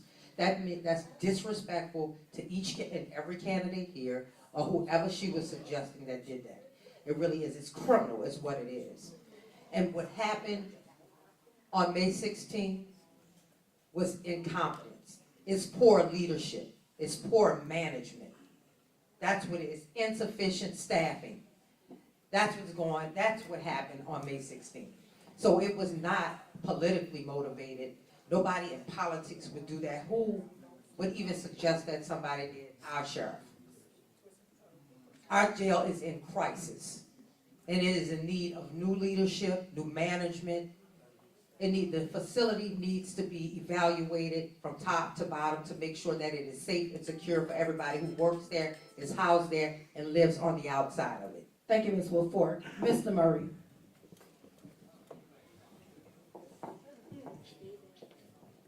For Ms. Hudson to sit here and say something was even in the slightest politically activated, she should be charged with malfeasance in the office right now. It's terrible.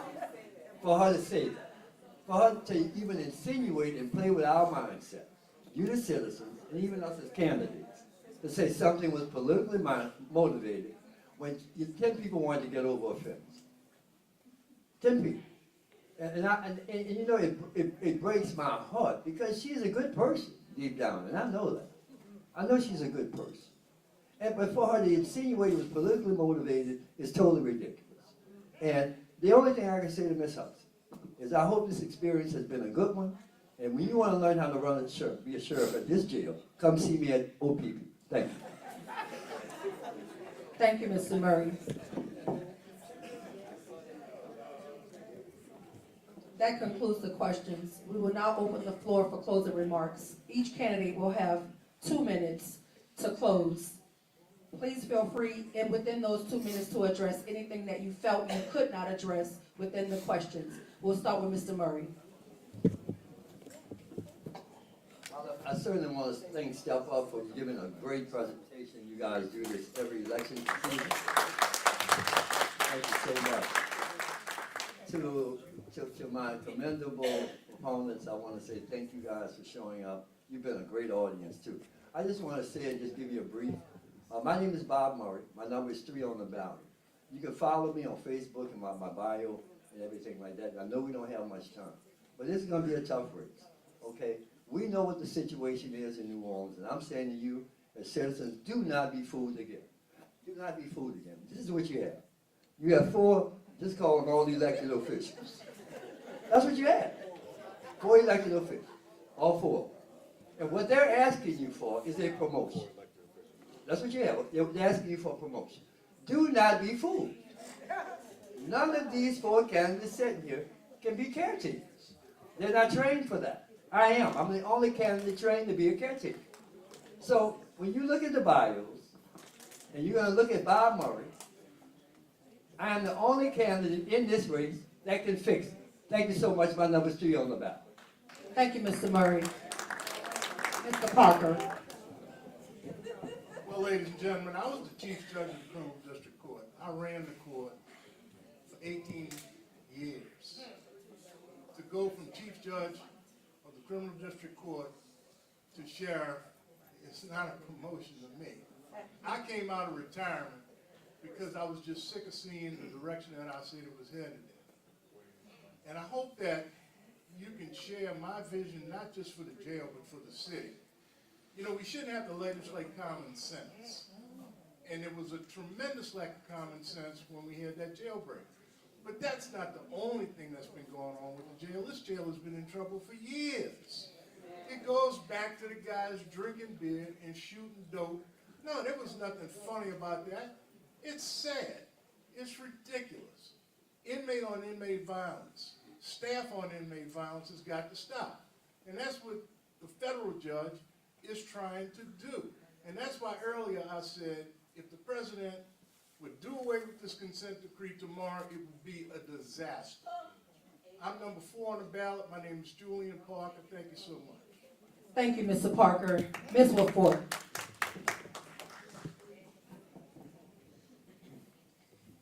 Again, my name is Michelle Woodford. I am number 6 on the ballot, and I need your vote. Why do I need your vote? Because again, what happens in jail impacts what happens on our streets. It impacts safety, it impacts our communities, it impacts our way of life, it impacts our quality of life.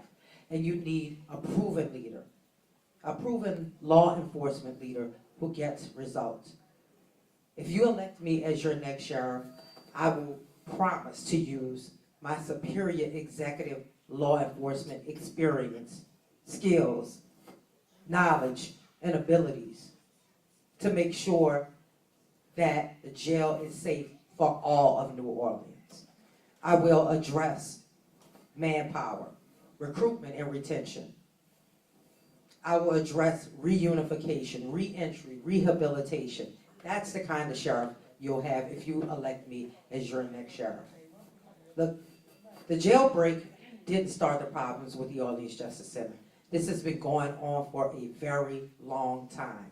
And it's time for someone to address it. We are in crisis at OJC.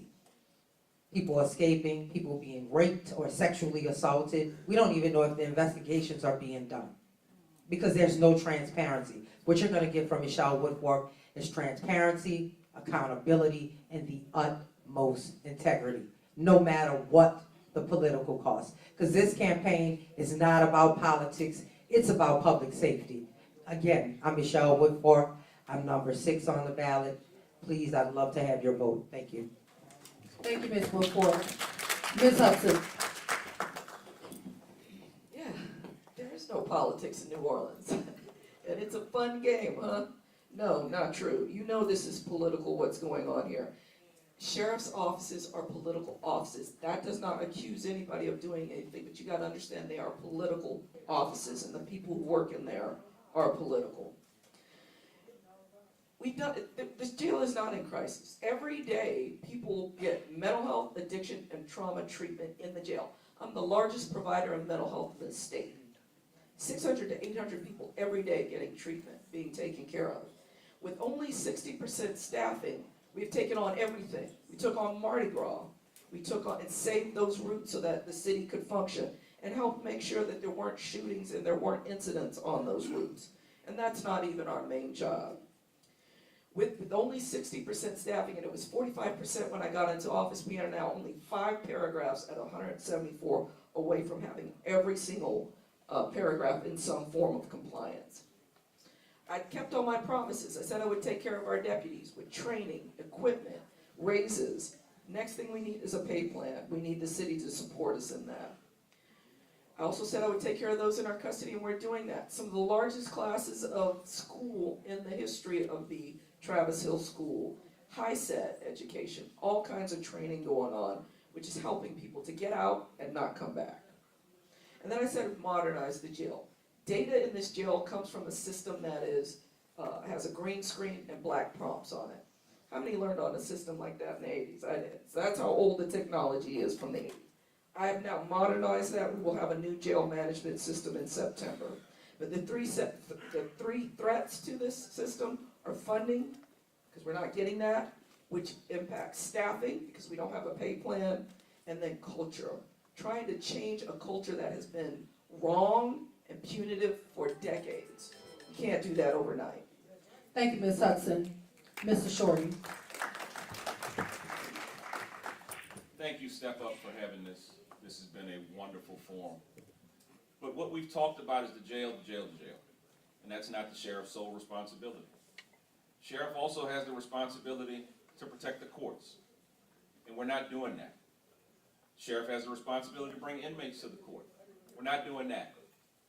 And we're going to talk about whether or not it's politically motivated that the judges say, hey, look, you're not bringing inmates over to court like we asked you to, but we've been asking you to do that since 2023. So I don't know how that's politically motivated.